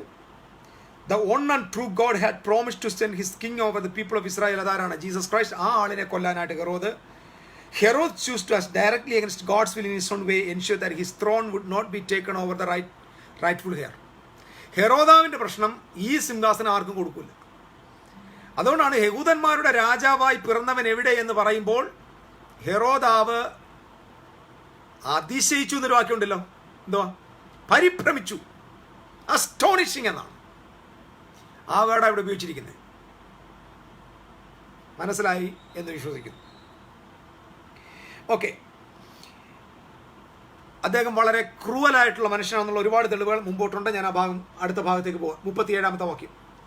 അവൻ എല്ലാറ്റിനും മേലായി തന്നെത്താൻ മഹത്വീകരിക്കാൻ തൻ്റെ പിതാക്കന്മാരുടെ ദേവന്മാരെയും സ്ത്രീകളുടെ ഇഷ്ടദേവനെയും യാതൊരു ദേവനെയും കൂട്ടാക്കിയില്ല. സ്ത്രീകളുടെ ഇഷ്ടദേവൻ അതിന് വിശദീകരണം തരാൻ പോവാം. അതായത് he shall regard neither the God of the father nor regard any God. അല്ലെങ്കിൽ അടുത്ത് പറഞ്ഞിരിക്കുന്നത് ഇതിനകത്ത് നമ്മൾ മനസ്സിലാക്കേണ്ടത്, ഈവൻ ദോ ഹെറോദ് വാസൻ ഇദൂമിയൻ ആണെങ്കിലും ഇദ്ദേഹം ആരായി? അതായത് യേശാവിൻ്റെ തലമുറയിൽപ്പെട്ടവനാണ് ഈ ഹെറോദ്. എന്നാലും താൻ യഹൂദ മതം സ്വീകരിച്ചപ്പോൾ തൻ്റെ കുടുംബം ഇപ്പോൾ സമ്മിശ്ര കുടുംബമാണ്. തൻ്റെ ഭാര്യ യഹൂദ സ്ത്രീയും ഇദ്ദേഹം ഏദോമിനുമാണ്.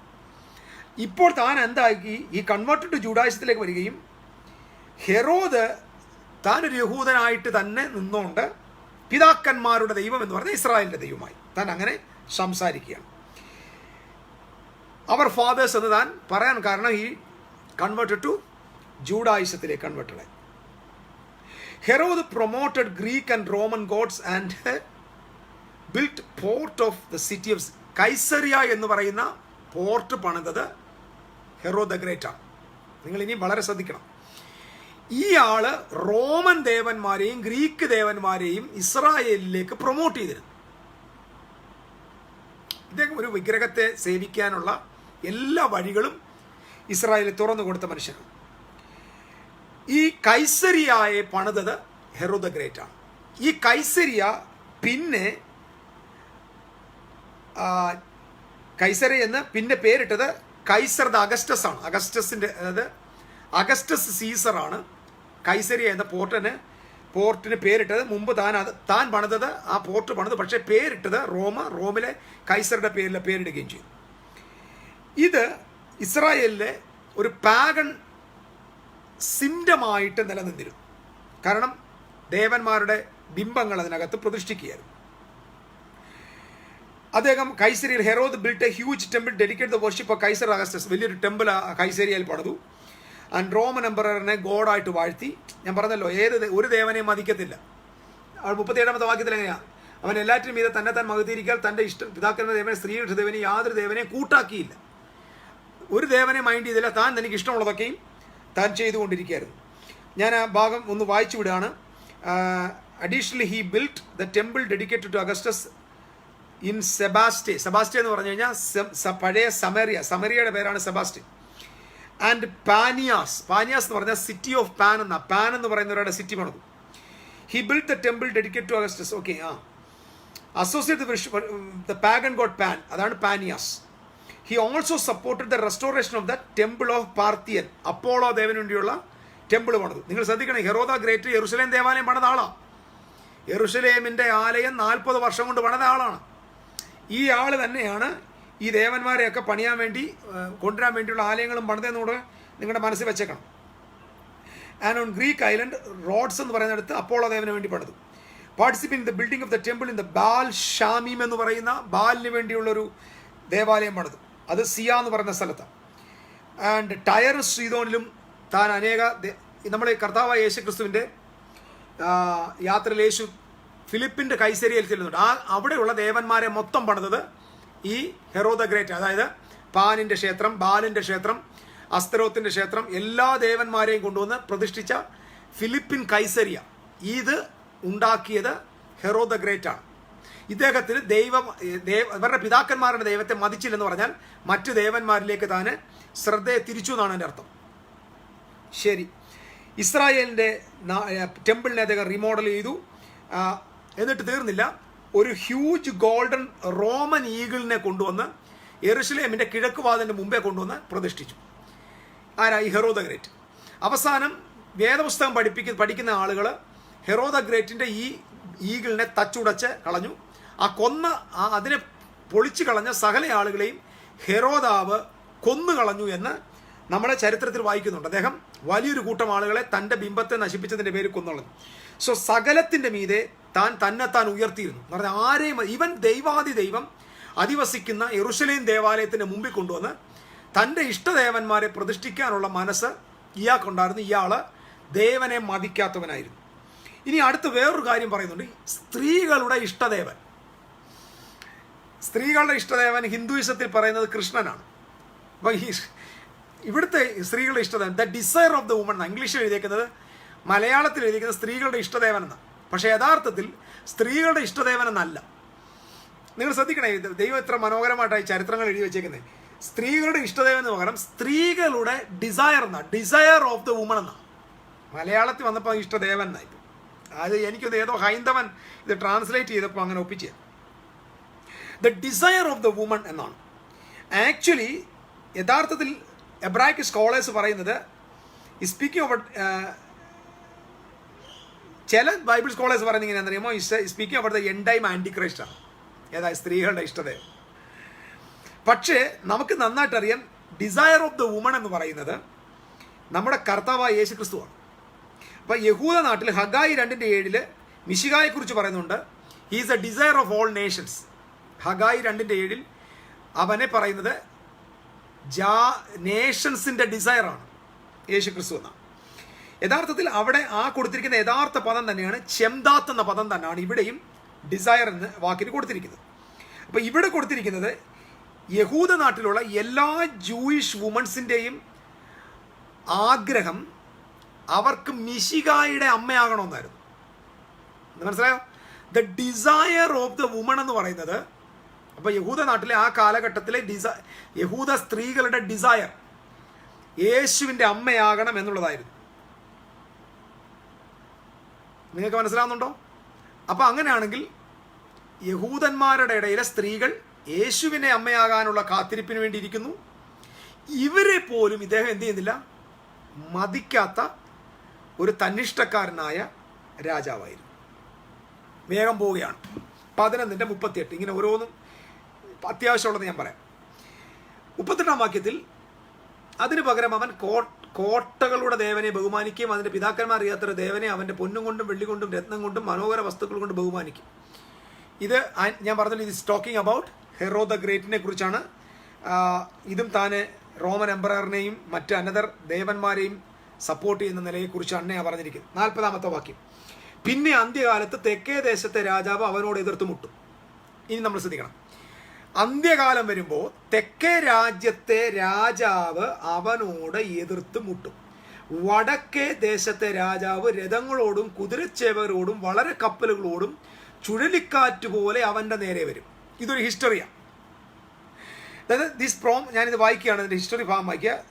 Primary concern of Syria Egypt, അതായത് താഴത്തെ ഭാഗം കൂടി ഞാൻ വായിക്കുന്നു. അവൻ നേരം അവൻ ദേശങ്ങളിലേക്ക് ചെന്ന് കവിഞ്ഞ് കടന്നു പോകും.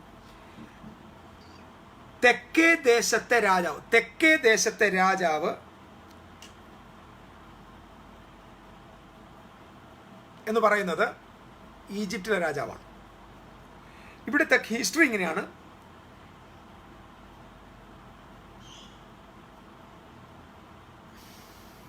നമ്മുടെ കർത്താവായ യേശു ക്രിസ്തുവിൻ്റെ ജനനത്തിന് തൊട്ടു മുമ്പ് ഹെറോദ് രാജാവ് അഭിമുഖീകരിച്ച ഒരു പ്രധാന റിബലിയനാണ് ഈ ഭാഗത്ത് നമ്മൾ മനസ്സിലാക്കുന്നത്. അതായത് the king of the south and the king of the north engage one another in battle. തെക്ക് ദേശത്തെയും വടക്കേ ദേശത്തെയും, ഇസ്രായേലിന്റെ തെക്ക് ദേശത്തെയും വടക്കേ ദേശത്തെയും രാജാക്കന്മാർ ഒരുമിച്ച് ബാറ്റിൽ വരും. Here the king of the south is Mark Antony. അതായത് ഈ സമയത്ത് സൗത്തിലെ രാജാവ് മാർക്ക് ആന്റണിയാണ്. And his ally Cleopatra. അദ്ദേഹത്തിൻ്റെ കൂട്ടാളി എന്ന് പറഞ്ഞാൽ ക്ലിയോപാട്രയായിരുന്നു. The king of the north is Octavius. വടക്കേ ദേശത്തെ രാജാവ് ഒക്ടേവിയസ് ആണ്, റോമിൻ്റെ രാജാവാണ്. The official representative of Rome was ruler of former Syrian emperor of Seleucid. അപ്പം തെക്കേ ദേശ രാജാവ് മാർക്ക് ആന്റണിയുടെ ഭാര്യയുടെ പേരാണ് ക്ലിയോപാട്ര കേട്ടോ. അദ്ദേഹം ഒരു ഈജിപ്തിൽ രാജകുമാരിയാണ്. നിങ്ങൾ ഈ വാക്യം നമ്മളിതിപ്പോൾ വായിക്കുമ്പോൾ നമുക്കിത് മനസ്സിലാവും. പക്ഷേ ഇത് ഹിസ്റ്ററി, അത് വലിയൊരു ഈ ഒരു വാക്യത്തിനകത്തൊരു 20 പേജ് എഴുതാവുന്ന ഹിസ്റ്ററി ഉണ്ട്, ചരിത്രമുണ്ട്. മാർക്ക് ആന്റണി ആരെന്ന് പറയണം, ക്ലിയോപാട്ര ആരെന്ന് പറയണം, പിന്നെ ഒക്ടേവിയൻ ആരെന്ന് പറയണം, ഒക്ടേവിയൻ എങ്ങനെ ഇവിടെ വന്നെന്ന് പറയണം. ഇതെല്ലാം കൂടെ പറയാൻ നമുക്ക് ടൈം ഇല്ലെന്നുള്ള കാര്യങ്ങൾ ഞാൻ ഓർമ്മിപ്പിക്കുന്നത്. ഈ മെസ്സേജിന് ഒരുപാട് പരിമിതികളുണ്ട്, എല്ലാം മനസ്സിലാവുമെന്ന് എനിക്ക് ഒരു ഉറപ്പുമില്ല. എങ്കിലും എനിക്ക് ഈ തിരുവെഴുത്തുകളെ ഒന്ന് പ്രൂവ് ചെയ്തേ പറ്റത്തുള്ളൂ. എൻ്റെ ലക്ഷ്യം അത്രേ ഉള്ളൂ, കേൾവിക്കാർക്ക് അത് മനസ്സിലാകുന്നു എന്ന് ഞാനത് വിശ്വസിക്കുക മാത്രം ചെയ്യുക. ഓക്കെ, അതായത് മാർക്ക് ആന്റണിയും ഒക്ടേവിയസും made a pact with the third party, അതായത് to rule Rome after the assassination of Julius സീസറിന് ശേഷം ഭരിക്കാനായിട്ട് മാർക്ക് ആന്റണിയും ഒക്ടേവിയനും തമ്മിൽ ഒരു തേർഡ് പാർട്ടിയെ ഉണ്ടാക്കി. BC 44. The civil war was followed by Caesar's death. സീസറിന്റെ മരണത്തിന് ശേഷം മരണമുണ്ടായി. The defeated the assassins forces in 42 BC. The next year Antony fell in love with Egyptian queen Cleopatra. Antony Cleopatra എന്ന് പറയുന്ന ഈജിപ്ഷ്യൻ ക്യൂനുമായിട്ട്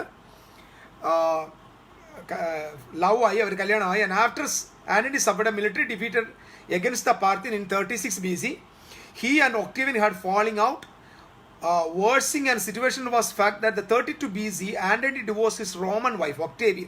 Roman wife എന്ന് പറഞ്ഞാൽ ഒക്ടേവിയൻ്റെ സിസ്റ്ററിനെ ആയിരുന്നു ആദ്യം ഇയാൾ കല്യാണം കഴിച്ചത്. അതിനുശേഷം ഇയാൾ ക്ലിയോപാട്രയുടെ ചരിത്രമൊക്കെ നമുക്ക് വായിക്കാൻ മനസ്സിലാവും. And finally in 31 BC the civil war broken between the Roman Senate supporter Octavian and Mark Antony. The Roman historian Plutarch wrote the first move in the war was made by Antony. ഞാൻ ആ ഭാഗങ്ങളെല്ലാം വായിച്ചങ്ങ് വിടുകയാണ്. And this war Herod support Antony and send supply to the forces. ആന്റണിയാണ് support ചെയ്തത്. He wish to join Antony for the final showdown with Octavius, but fortunately Antony dispatched him and his troop to fight the Nabataean king Malichus. വലിയ ചരിത്രങ്ങളാണ്. Amazing, the prophecy was accurately fulfilled regard to the composition of the force engaged in the war. ഈ പ്രവചനങ്ങൾ എന്തായാലും നിവർത്തിയായെന്ന് മാത്രം നിങ്ങളുടെ മനസ്സിൽ വെച്ചേക്കുക. ഇത് ആന്റി ക്രൈസ്റ്റിന്റെ ഒന്നും അല്ലല്ലോ. തെക്കേ രാജ്യം എന്നൊക്കെ പറയുമ്പോൾ ഇനി ആൾ വന്ന റഷ്യ വരുമെന്നൊക്കെ വ്യാഖ്യാനിക്കുന്നത് കേട്ടോ. അതുകൊണ്ടാണ് ഞാനിത് പറയുന്നത്. ആൻഡ് BC 31 ഈ ബാറ്റിൽ ഈ 32 നടന്ന യുദ്ധത്തെക്കുറിച്ചായിരുന്നു. Seeing that Antony was all but defeated, Herod helped the Roman governor സിറിയയൊക്കെ ഹെൽപ്പ് ചെയ്തു. prevent the troop of the Antony's gladiator from reaching the Egypt to aid Antony. Herod then undertook the dangerous so many histories. നിങ്ങളെ ഞാൻ ബോറടിപ്പിക്കുന്നില്ല. ഇത് ഇത്രയും മാത്രം മനസ്സിലാക്കിയ തെക്കേ രാജ്യം എന്ന് പറഞ്ഞാൽ മാർക്ക് ആന്റണി, വടക്കേ രാജ്യം എന്ന് പറഞ്ഞു കഴിഞ്ഞാൽ ഒക്ടേവിയൻ. തെക്കേ രാജ്യത്ത് ഈജിപ്റ്റ്, സിറിയ, വടക്കേ രാജ്യത്ത് റോം. ഇവർ രണ്ടുപേരും കൂടെ എതിരെ വരികയാണ്. ഈ ഭാഗത്ത് അവർ യുദ്ധത്തിൽ കടന്നു വരുന്നവർ യുദ്ധത്തിന് ഒന്നായിട്ട് വരുന്നുണ്ട് എന്ന് കാണുന്നു. അവൻ ദേശങ്ങളിലേക്ക് വന്ന് കവിഞ്ഞു പോകും. അവൻ മനോഹര ദേശത്തേക്കും കടക്കും. മനോഹര ദേശം പറഞ്ഞാൽ നമ്മുടെ ഹെരോദാവ് ഭരിക്കുന്ന മനോഹര ദേശമായി ഇസ്രായേലിലേക്കും കടക്കും. അവൻ 10,000 പേർ ഇടറി വീഴും. എങ്കിലും ഏദോമും മോവാബും അമ്മോനിയ ശ്രേഷ്ഠന്മാരും അവൻ്റെ കയ്യിൽ വഴുതിപ്പോവും. അതായത് പുള്ളി ഇങ്ങനെ വരുന്ന ഇവരുടെ ഈ അലീസ്, ഈ ഗ്രൂപ്പിനെ മനോഹര ദേശമായി ഇസ്രായേലിനെ അറ്റാക്ക് ചെയ്യാൻ വരും. പക്ഷേ എന്ത് ചെയ്യും? 3 പേര്, ഏദോമും മോവാബും ആൻഡ് അമ്മോനും എന്ത് ചെയ്യും? ഒഴിഞ്ഞു പോകും. അതിനെക്കുറിച്ച് Octavian looked after this victory of the Antony and Cleopatra accurately followed the prophecy. He passed through the Syria and Judea in Egypt to pursue the pairs. However, the land of Edom, Moab and Ammon was not invaded during the execution the time, and later 25 അത് വീണ്ടും ഒരു attack ചെയ്യുന്നുണ്ട്. അത് ഗാലിയസ് വന്ന് attack ചെയ്യുന്നുണ്ട്. Okay, 42ാമത്തെ വാക്യം. അവൻ ദേശത്തേക്ക് നേരെ കൈനീട്ടും, മിസ്രൈം ദേശത്തേക്ക് ഒഴിഞ്ഞു പോകില്ല. അവൻ ദേശങ്ങളുടെ നേരെ കൈനീട്ടും, മിസ്രൈം ദേശവും ഒഴിഞ്ഞു പോകുകയില്ല. ഇവിടെ പറഞ്ഞിരിക്കുന്നത് സ്ട്രെച്ച് ഫോർ ദിസ് ആന്റണിയെ കുറിച്ചാകട്ടോ, മാർക്ക് ആന്റണിയെ കുറിച്ചാണ് ഇത് പറഞ്ഞിരിക്കുന്നത്. And Mark Antony's plans to regroup their force in Alexandria and failed. ആ ഭാഗങ്ങൾ ഞാനത് വിടുന്നില്ല, കാരണം നമുക്ക് അതിലേക്ക് ഒത്തിരി ഡീറ്റെയിൽ പോകേണ്ട ആവശ്യമില്ല. 43ാമത്തെ വാക്യം. അവൻ പൊന്നും വെള്ളിയുമായി നിക്ഷേപങ്ങളെയും ഇസ്രയേലിലെ മനോഹര വസ്തുക്കളെയും കൈവശമാക്കും. ലൂബിയലും കൂശിനും അവൻ്റെ അനുയായികളായിത്തീരും. This all things talking about Mark Antony and Cleopatra.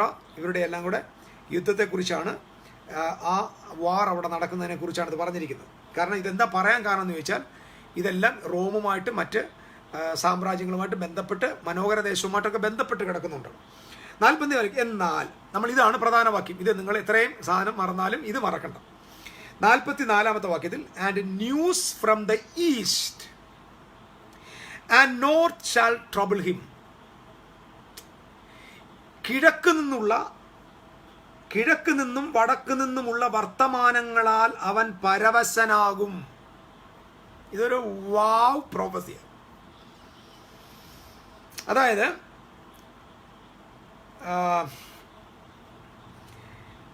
ഹെറോദാവിനെ trouble ചെയ്ത 2 ന്യൂസുകൾ. ഒന്ന് പറഞ്ഞത് from the east and on from the south. അപ്പൊ സൗത്തിൽ നിന്ന് വന്നതും ഈസ്റ്റിൽ നിന്ന് വന്ന നോർത്തിൽ നിന്ന് വന്നതും ഈസ്റ്റിൽ നിന്ന് വന്ന ന്യൂസ് എന്താണെന്നറിയാലോ? കിഴക്ക് നിന്ന് വിദ്വാൻമാർ വന്ന് നമുക്കറിയാം, ഹെരോദാവിനോട് പറയുന്നു, യഹൂദന്മാരുടെ രാജാവായി പിറന്നവൻ എവിടെ? ഈ വാക്ക് ഇദ്ദേഹത്തെ പരവശനാക്കിയതാണ്ടേ. ഈ കിഴക്ക് നിന്ന് വിദ്വാൻമാർ വന്ന് ഇത് പറയുമ്പോൾ ഇങ്ങനെ പരവശനാകുമെന്നത് 700 വർഷത്തിന് മുമ്പ് ദാനിയേൽ പ്രവചനത്തിൽ എഴുതി വെച്ചിരിക്കുക. കിഴക്ക് നിന്നുള്ള ന്യൂസ് എന്ന് പറഞ്ഞാൽ യേശുനാഥന്റെ ജനനത്തെക്കുറിച്ചുള്ള ന്യൂസ് ഇയാളെ പരവശനാക്കി. അത് കഴിഞ്ഞ് തീർന്നിട്ടില്ല. അവസാനത്തെ വർഷമായപ്പോൾ തൻ്റെ ആ സമയത്താണ് 2 വയസ്സിന് പ്രായമുള്ള എല്ലാ കുഞ്ഞുങ്ങളെയും കൊന്നുകളെ. നമുക്കെല്ലാം കഥകൾ അറിയാവുന്ന ഞാൻ ബാധിക്കാൻ പോകുന്നില്ല. ഹെറോദിന്റെ great fear was not okay. അദ്ദേഹത്തിന്റെ മരണനാൾ അടുത്ത് വന്നപ്പോൾ അടുത്ത് വേറൊരു വിഷയം വന്നു. രണ്ടാമത്തെ ന്യൂസ്, അതായത് നോർത്തിൽ നിന്ന് വന്ന ന്യൂസ് ഇതാണ്. ഹിസ് ഓൾഡർ സൺ, അതായത് ഇദ്ദേഹത്തിന്റെ മൂത്ത മകൻ ആന്റിപാറ്റർ, ഇദ്ദേഹത്തിന്റെ സിംഹാസനത്തിനെതിരെ റോമിൽ ചെന്ന് സംസാരിച്ചു. അദ്ദേഹം റോമിലായിരുന്നു മൂത്ത മകൻ. And this time he became the seat of what is indefinitely called the north. അതാ നോർത്ത് എന്ന് പറയുമ്പോൾ ആ റോമിലാണ്. He sent letters to his father giving information that 2 of your son, അതായത് അദ്ദേഹത്തിന് ഹെറോദാവിന് വേറെ 2 മക്കളുണ്ടായിരുന്നു. ആ 2 മക്കള് ഇദ്ദേഹത്തിന്റെ സിംഹാസനത്തെ പിടിച്ചടക്കാൻ പോകുന്നു എന്നൊരു ന്യൂസ് ഇദ്ദേഹത്തിന്റെ മൂത്ത മകൻ റോമിലിരുന്ന് ഇദ്ദേഹത്തിന് അയച്ചു കൊടുത്തു. അതാ നോർത്തിൽ നിന്ന് വർത്തമാനം. ഇത് മനസ്സിലാകുന്നുണ്ടല്ലോ? നോർത്തിൽ നിന്ന് വന്ന വർത്തമാനം ഇദ്ദേഹത്തിന്റെ മൂത്ത മകൻ ഇദ്ദേഹത്തിനെതിരെ ഇദ്ദേഹത്തിന്റെ 2 പുത്രന്മാര് സിംഹാസനത്തെ പിടിച്ചടക്കാൻ വേണ്ടി ശ്രമിക്കുന്നു എന്ന് പറയുന്നൊരു ന്യൂസ് താൻ നോർത്തിൽ നിന്ന് റോമിൽ നിന്ന് അയച്ചു. കിഴക്ക് നിന്ന് വന്ന ന്യൂസ് എന്താണ്?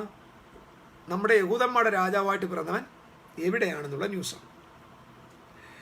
ഓക്കെ, അവസാനം എന്ത് സംഭവിച്ചെന്നറിയാമോ? and these tidings out of the north troubled Herodias and extent that he had 2 sons. ഇത് കേട്ട മാത്രം തൻ്റെ പുത്രന്മാർ രണ്ടിനെയും കൊന്നുള്ളത്. And Antipater himself was executed for this conspiracy. And അതിനുശേഷം ഈ കള്ളം പറഞ്ഞതിന് ശേഷം അദ്ദേഹത്തിൻ്റെ മൂത്ത മകനെയും തങ്ങുന്നുള്ളത്. അപ്പം മനസ്സിലാകുന്നുണ്ടോ? നോർത്തിൽ വന്ന ന്യൂസും ഈസ്റ്റിൽ നിന്ന് വന്ന ന്യൂസും ഞാൻ പറഞ്ഞിട്ട് ഇതെല്ലാം വലിയ ചരിത്രങ്ങളാണ്. ഞാൻ അതിൻ്റെ ഇടയ്ക്ക് വെച്ച് പറഞ്ഞാൽ നിങ്ങൾക്ക് പലർക്കും മനസ്സിലാൻ അത്യാവശ്യമുള്ള കാര്യങ്ങൾ മാത്രം ഞാൻ പറയും. ഇനി 45-ാമത്തെ വാക്യം. 45-ാമത്തെ വാക്യത്തിൽ ഇങ്ങനെയാണ്, and he shall plan the tent of his palace between the സീസ് ആൻഡ് ഗ്ലോറിയസ് മൗണ്ടൻ. ഇത് ഹെറോദാവ് പല സ്ഥലങ്ങളിൽ തനിക്ക് റോയൽ പാലസുകൾ ഉണ്ടാക്കിയിരുന്നു. യെരുശലേമിൽ 2 ഉണ്ടാക്കിയിരുന്നു. അതുപോലെ തന്നെ ജെറിഗോവിൽ, ഡെഡ് സീയുടെ അടിയിൽ, മെഡിറ്ററേനിയൻ അടുക്കൽ, നോർത്ത് ഈസ്റ്റ് ഓഫ് യെരുശലേം, ഇവിടെയെല്ലാം ഹെറോദാവിന് വലിയ വലിയ അതെടുക്കുന്നത്. പിന്നെ അവൻ സമുദ്രത്തിന് മഹത്വമുള്ള വിശുദ്ധ പർവ്വതത്തിന് മധ്യേ മണിപ്പന്തലിടും എന്ന് പറഞ്ഞാൽ പുള്ളിയുടെ പാലസ് ഇടുമെന്നാണ്. അദ്ദേഹം അവിടെ അന്തരിക്കും, ആരും അവനെ രക്ഷിക്കുകയുമില്ല. നമുക്കിതറിയാം. അദ്ദേഹം മരിച്ചു. അതിൻ്റെ മരണത്തെക്കുറിച്ച് ഇങ്ങനെ, the final part of the prophet shows that the last day the king would see deliverance from the threat of his life but would not receive it. This was literally fulfilled at the end of the hero's life. The Jewish historian Josephus ഇങ്ങനെയാണ് പറയുന്നത്, after the years of suffering from the painful disease, Herod finally became the dependent and attempt to take off his own life with a pair of knife. ഈ രോഗം ബാധിച്ചു, തനിക്ക് ഒരു വലിയ രോഗം, വലിയ വേദനയായിരുന്നു. തന്നെത്താൻ കൊല്ലുവാനായിട്ട് തൻ്റെ കയ്യിൽ കത്തി കരുതി വെച്ചിരുന്നു. But he stopped from this act by this cousin. അദ്ദേഹം തന്നെത്താൻ കുത്തിക്കൊല്ലാൻ ശ്രമിക്കുമ്പോൾ തൻ്റെ കസിൻ അതിനെ തടഞ്ഞു. Immediately after his suicide attempt Herod ordered the execution of his son. അവനെ എതിർത്ത തൻ്റെ പുത്രൻ. ഈ സമയത്തിന് ശേഷം ആൻറ്റിപ്പാറ്റർ, ഞാൻ നേരത്തെ പറഞ്ഞ പോലെ നോർത്തിൽ നിന്ന് കത്തയച്ച തൻ്റെ പുത്രനെ കൊല്ലുവാനായിട്ട് ശ്രമിച്ചു. And 5 days later he finally succumbed in his illness, and Herod the king, he was about 70 years old the time of his death. 70-ാമത്തെ വയസ്സിൽ മരിച്ചു. AD 4 മരിച്ചു. ഞാൻ ഈ പറഞ്ഞു വരുന്ന എല്ലാ ചരിത്ര കഥകൾ, ഞാനിതെല്ലാം ബൈബിളിലെ സംഭവങ്ങളെ തന്നെ ഹിസ്റ്റോറിക്കലി ഞാൻ നിങ്ങളുടെ മുമ്പിൽ കൊണ്ടുവന്നു. അപ്പോൾ ഇവിടെ നമ്മൾ മനസ്സിലാക്കേണ്ട കാര്യം, ഈ ഒരു സംഭവം ഹെറോദാവിനെ കുറിച്ചാണ് പറഞ്ഞേക്കുന്നത്. അങ്ങനെയാണെങ്കിൽ ഞാൻ പറഞ്ഞത്, ഈ സംഭവം നടക്കുമ്പോഴാണ് ആര് വരുന്നത്? നമ്മുടെ കർത്താവായ യേശു ക്രിസ്തു കൈതൊടാത്ത കല്ല് ഭൂമിയിലേക്ക് വരുന്നത്. ആധിപത്യം അവൻ്റെ തോളിലിരിക്കും. ആ കല്ല് വന്നത് എപ്പോഴാണ്? ഹെരോദാവിൻ്റെ കാലത്ത് തന്നെയാണ് വന്നത്. അപ്പം ഞാൻ പറഞ്ഞു വന്ന കാര്യം, യേശു ക്രിസ്തുവിൻ്റെ രാജ്യം ഇനിയും വരാൻ പോകുന്നു എന്ന ചിന്തയിൽ നിന്ന് ഹെറോദിൻ്റെ കാലത്ത്, ഹെറോദിയൻ ഡൈനാസ്ട്രിയുടെ കാലത്ത് തന്നെ ഇത് വന്നു കഴിഞ്ഞു എന്ന് പറഞ്ഞു. അടുത്ത നിങ്ങളുടെ ഒരു പ്രധാന വാക്യമുണ്ട്, 12-ാം അധ്യായത്തിൻ്റെ 1-ാമത്തെ വാക്യം കൂടെ വായിച്ചു നിർത്താം. ആ കാലത്ത്, അതായത് ഹെറോദാവിൻ്റെ ഈ സമയത്താട്ടോ, ആ കാലത്ത് നിന്റെ സ്വജാതിക്കാർക്ക് തുണ നിൽക്കുന്ന മഹാപ്രഭുവായ മീഖായേൽ എഴുന്നേൽക്കും. ഒരു ജാതി ഉണ്ടായത് മുതൽ കാലം വരെ സംഭവിച്ചുള്ള കഷ്ടമുണ്ടാകും. ആ കാലത്തെന്ന് പറയുമ്പോൾ ഇതിൻ്റെ തുടർമാനമായ ഭാഗമാണ് കേട്ടോ. ഹെറോദിയ ഡൈനാസ്ട്രി അവസാനിക്കുന്നത് നമുക്ക് മുമ്പോട്ട് കാണാൻ പറ്റും. ഇതേ ഹെറോദിയൻസിൽ നിന്ന് തന്നെയാണ് ജൂയിഷ് സെലറ്റ്സ് മൂവ്മെൻറ്റ്സ് ഉരുവായി വരുന്നത്. അത് AD 6 സംഭവിച്ചു. ഇതിൻ്റെ ഫൈനലാണ് AD 70 സ്വജാതിക്കാർക്ക് തുണ നിൽക്കുന്ന മഹാപ്രഭുവായി എഴുന്നേൽക്കും. ഒരു ജാതി ഉണ്ടായത് മുതൽ ഈ കാലം വരെ സംഭവിച്ചിട്ടില്ലാത്ത കഷ്ടത ഉണ്ടാകും. AD 70 അതിഭയാനകമായ കഷ്ടകാലം, ഒരു ജാതിക്കും ഉണ്ടാകാത്ത കഷ്ടകാലം ഇസ്രായേലിന് സംഭവിക്കുന്നു. ഏത് കാലത്ത്? ആ കാലത്ത്. ആരുടെ കാലത്ത്? ഈ കാണുന്ന ഹെറോദിയൻസിൻ്റെ കാലത്ത്. ഒരു കാര്യം കൂടെ ഞാൻ ഉറപ്പിച്ച് പറയാം, ഹെറോദിയൻസിൻ്റെ കാലത്ത് ഒരിക്കൽ പോലും ഇസ്രായേൽ അടിമകളായിരുന്നില്ല, സെമി ഇൻഡിപെൻഡൻസ് ആയിരുന്നു. ഞാൻ ആ ഭാഗം കൂടെ മനസ്സിലാക്കി തരാം. ലാസ്റ്റ് നമ്മളതിനകത്ത് ഒരു കാര്യം കൂടെ ഒന്ന് മനസ്സിലാക്കിയിട്ട് ഞാൻ വേഗം നിർത്താം, കാരണം നാളെ നമുക്കത് എടുക്കാൻ പറ്റില്ല. അതുകൊണ്ട് ദാനിയേലിന്റെ പ്രവചനം 2-ാം അധ്യായത്തിന് 41-ാമത്തെ വാക്യത്തിൽ ഒരു പ്രധാന ഭാഗമുണ്ട്. ദാനിയേലിന്റെ പ്രവചനം 2-ാം അധ്യായത്തിന് 41-ാമത്തെ വാക്യത്തിൽ, 4-ാമത്തെ രാജ്യത്തും ഇരുമ്പ് പോലെ ബലമുള്ളതായിരിക്കും, ഇരുമ്പ് സകലത്തെയും തകർത്തും കീഴടക്കുമല്ലോ, തകർക്കുന്ന ഇരുമ്പ് പോലെ അത് അവയ്ക്കുള്ളത് ഇടിച്ചു കളയും. കാലും കാൽവിരലും പാതി കളിമണ്ണും പാതി ഇരുമ്പും കൊണ്ടുള്ളതായി കണ്ടതിൻ്റെ താല്പര്യമോ അത് ഒരു ഭിന്ന രാജ്യത്വമായിരിക്കും. എങ്കിലും ഇരുമ്പും കളിമണ്ണും ഇടകലർന്നതായി കണ്ടതുപോലെ അതിൽ ഇരുമ്പിനുള്ള ബലം കൂറെ ഉണ്ടായിരിക്കും. ഇരുമ്പിൻ്റെ ബലം ഉണ്ടായിരിക്കും, പക്ഷേ ഇത് എന്തായിരിക്കും? ഭിന്ന രാജ്യത്വമായിരിക്കും, ഡിവൈഡഡ് കിങ്ഡം. അതായത് ഹെറോദിയസിൻ്റെ കാലഘട്ടത്തിൽ ഈ ഹെറോദിയൻസിൻ്റെ കാലഘട്ടം മുതൽ, ആ ഇരുമ്പിൻ കളിമണ്ണ് മുതൽ 5 ഇത് ഡിവൈഡായിരുന്നു. 5, അതായത് ഗലീലിയും ജുഡിയായും, ഈ 2 കാലുകളാണ് കേട്ടോ. അപ്പം മുകളിൽ നിൽക്കുന്ന നോർത്തേൺ ഭാഗത്തും ഈസ്റ്റേൺ, നോർത്ത് ആൻഡ് വെസ്റ്റ്, മുകളിലും താഴെയുമായിട്ട്. അപ്പം നോർത്തേൺ ഭാഗത്ത് 2ഉം ജൂഡിയയുടെ ഭാഗത്ത് 3ഉമായിട്ടാണ് ഇത് ഡിവൈഡായിരിക്കുന്നത്. ജൂഡിയയുടെ ഭാഗത്ത് ജെറുസലേം, അമാത്തസ്, ഞാൻ ഡിവിഷനാണ് പറയുന്നത്, അമാത്തസ് അതായത് ഹെറോദിയൻ ഡൈനാസ്ട്രിയെ 5ആയിട്ട് ഡിവൈഡ് ചെയ്തു, ഭിന്ന രാജ്യത്വമായിരിക്കുന്നുള്ളത്. Jerusalem, Gadara, Amathus, Jericho, Sepphoris. Jerusalem, Gadara, Amathus, Jericho, Sepphoris എന്ന് പറഞ്ഞ 5 പ്രൊവിൻസസ് ആയിട്ടാണ് ഈ ഹെറോദിയൻ ഡൈനാസ്ട്രിയെ വിഭജിച്ചിരുന്നത്. ആ തിരുവെടുത്ത അക്ഷരം പ്രതി ഹിസ്റ്റോറിക്കലി പ്രൂവ്ഡാണ്. ഭിന്ന രാജ്യത്വമായിരിക്കും എന്ന് പറഞ്ഞാൽ 5 എണ്ണമായിട്ട് ഡിവൈഡ് ചെയ്ത്, 2 കാലും ഒന്ന് നോർത്ത് ഭാഗത്തും ഒന്ന് ഈ വെസ്റ്റ് ഭാഗത്തുമായിട്ട് നിൽക്കുന്നു. നോർത്തും സൗത്തുമായിട്ട് നിൽക്കുന്നു. സൗത്തിൽ 3 ഭാഗവും നോർത്തിൽ 2 ഭാഗവുമായിട്ട് ഇങ്ങനെ 5 ഡിവിഷൻസാണ് ഇതിനുണ്ടായിരുന്നത്. ഞാൻ ഭാഗങ്ങൾ നിർത്തുകയാണ്. അതായത് 166 മുതൽ AD 70 വരെയുള്ള കാലഘട്ടങ്ങളിൽ ജൂയിഷ് സ്റ്റേറ്റ് പോയതും കൂടെ ഒറ്റ വാക്കിൽ പറയാം. AD 70 വരെ ഇവിടെ കൊണ്ട് ഞാൻ പറഞ്ഞാൽ 4 കൊണ്ട് ഹെരോദാവ് കൊണ്ട് തീരുന്നില്ല. ഇത് പോകേണ്ടത് കഷ്ടകാലം വരെ പോകണം, AD 70 വരെ പോകണം. മക്കാബിയ സഹോദരന്മാർ 63 വരെ ഭരിച്ചു. അതിനുശേഷമുള്ള 63 മുതൽ AD 66 വരെ സെമി ഇൻഡിപെൻഡൻസ് ആയിരുന്നു. അത് ആൻറ്റിപ്പാർ ഭരിച്ചു. ഹെറോദ് ദ ഗ്രേറ്റ് ഉണ്ടായിരുന്നു, ഫെറോസ് ഉണ്ടായിരുന്നു, അരിസ്റ്റോബോലസ് ഉണ്ടായിരുന്നു, ഹെറോദ് ആർക്കിയാലസ് ഉണ്ടായിരുന്നു, ഫിലിപ്പ് ദ ടെട്രാക്ക് ഉണ്ടായിരുന്നു, ലിബിയ ഉണ്ടായിരുന്നു, അഗ്രിപ്പ രാജാവ് ഉണ്ടായിരുന്നു, ഹെറോദ് ചാലിസ് ഉണ്ടായിരുന്നു, അഗ്രിപ്പ സെക്കൻഡ് ഉണ്ട്, ബെറേനീസ് എന്നൊരു രാജാവുണ്ട്, അരിസ്റ്റോബുലസ് എന്ന് പറയുന്ന ഒരു രാജാവുണ്ട്. ഇങ്ങനെ AD 66 വരെ ഇസ്രായേലിനെ ഭരിച്ചുകൊണ്ടിരുന്നത് ഹെരോദ രാജവംശമായിരുന്നു. AD 66 ആകുമ്പോഴേക്കും ഇതിൻ്റെ നിയന്ത്രണം നമ്മുടെ ഇതിൽ നിന്ന് തന്നെ ഇഡൂമിയൻസ് എല്ലാം കൂടെ ചേർന്നുള്ള ജൂയിഷ് സെലറ്റ്സ് മൂവ്മെൻറ്റ്സ് ഏറ്റെടുത്തു. നിങ്ങൾക്ക് കാര്യങ്ങൾ ബോധ്യമായെന്ന് വിശ്വസിക്കുന്നു. കാര്യങ്ങൾ ശുഭമായി. ഇനി നമ്മളിത് ഹിസ്റ്ററിയിൽ പഠിച്ച വിഷയങ്ങളാണ്. ഇത്ര നിങ്ങളുടെ മനസ്സിൽ വയ്ക്കുക. നാളെ നമ്മളിതിൻ്റെ ബാക്കി ഭാഗം ചിന്തിക്കാനായിട്ട് പോകും. ഞാനിതിൻ്റെ ഒരു ഓവർവ്യൂ നിങ്ങളുടെ മുമ്പിൽ തരാൻ പോകും. അതായത് നമ്മുടെ കർത്താവായ യേശു ക്രിസ്തുവിൻ്റെ വരവ് റോമിൻ്റെ ഭരണകാലത്തല്ല വന്നത് എന്ന് നിങ്ങൾക്ക് വ്യക്തമായി. അന്ന് റോമ ഒരിക്കലും ഇസ്രായേലിൻ്റെ മേൽ പൂർണ്ണ ആധിപത്യം ഉണ്ടായിരുന്നില്ല. നമ്മുടെ എല്ലാം പഠനങ്ങളിൽ നമ്മൾ വിചാരിച്ച റോം എംപയർ ഉണ്ടെങ്കിലും യെറുശലേമും ഇസ്രായേലും അവരുടെ സ്വേച്ഛാധിപതി ഭരണത്തിൻ്റെ കീഴിലായിരുന്നില്ല. മറിച്ച് ഹെറോദിയൻ ഡൈനാസ്ട്രി ആയിരുന്നു യെറുശലേമിനെ ഭരിച്ചിരുന്നത്. ആ കാലത്താണ് കർത്താവായ യേശുക്രിസ്തു എന്ന കല്ല് കൈതൊടാതെ വന്ന് പതിച്ചത്. അതിൻ്റെ പൂർണ്ണത വന്നത് AD 70 അതായത് AD 70 ആകുമ്പോഴേക്കാണ് കൃത്യമായിട്ട് ഈ ബിംബം സാമ്രാജ്യങ്ങളെല്ലാം തവിടുപൊടിയായി കർത്താവിൻ്റെ രാജ്യം ഫലം കൊടുക്കുന്ന ജാതികളുടെ കയ്യിലേക്ക് ഏൽപ്പിക്കപ്പെട്ടു. അങ്ങനെയാണെങ്കിൽ നമ്മുടെ എസ്കറ്റോളജി ഹിസ്റ്റോറിക്കലി ഒരു പരിധി വരെ നിങ്ങളുടെ മനസ്സിൽ വന്നു എന്ന് ഞാൻ വിശ്വസിക്കുന്നു. Thank you Lord Jesus. ഇനി എന്തെങ്കിലും പറയാനുണ്ടോ എന്ന് ഞാൻ 1 മിനിറ്റ് ഒന്ന് നോക്കിക്കോട്ടെ.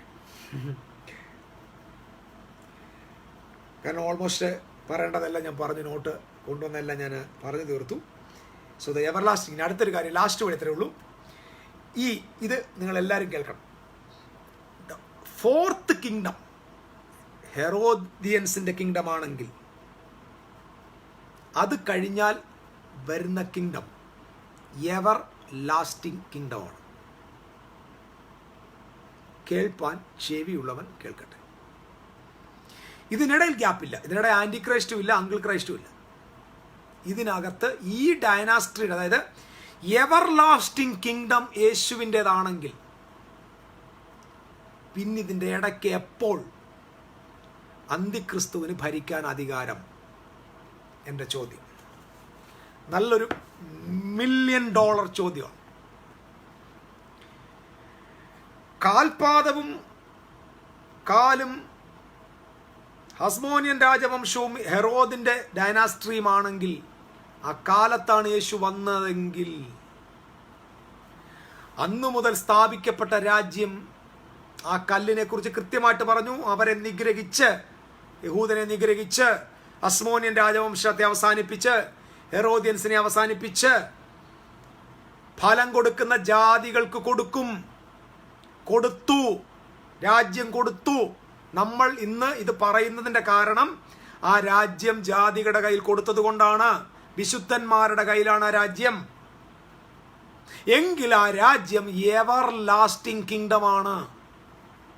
യേശുക്രിസ്തുവിൻ്റെ രാജ്യം എവർ ലാസ്റ്റിംഗ് കിങ്ഡം ആണെങ്കിൽ ഇതിൻ്റെ ഇടയിൽ വന്നിട്ട് കളിക്കാൻ ആർക്കാണ് അധികാരം? ഏത് ആൻറ്റി ക്രൈസ്റ്റ് എവർലാസ്റ്റിംഗ് കിങ്ഡത്തിനിടയ്ക്ക് വരും? യേശുക്രിസ്തുവിൻ്റെ ഭരണം നടക്കുമ്പോൾ അതിൻ്റെ ഇടയ്ക്ക് വന്ന് ഭരിക്കാൻ ഏതവനാണ് ധൈര്യം?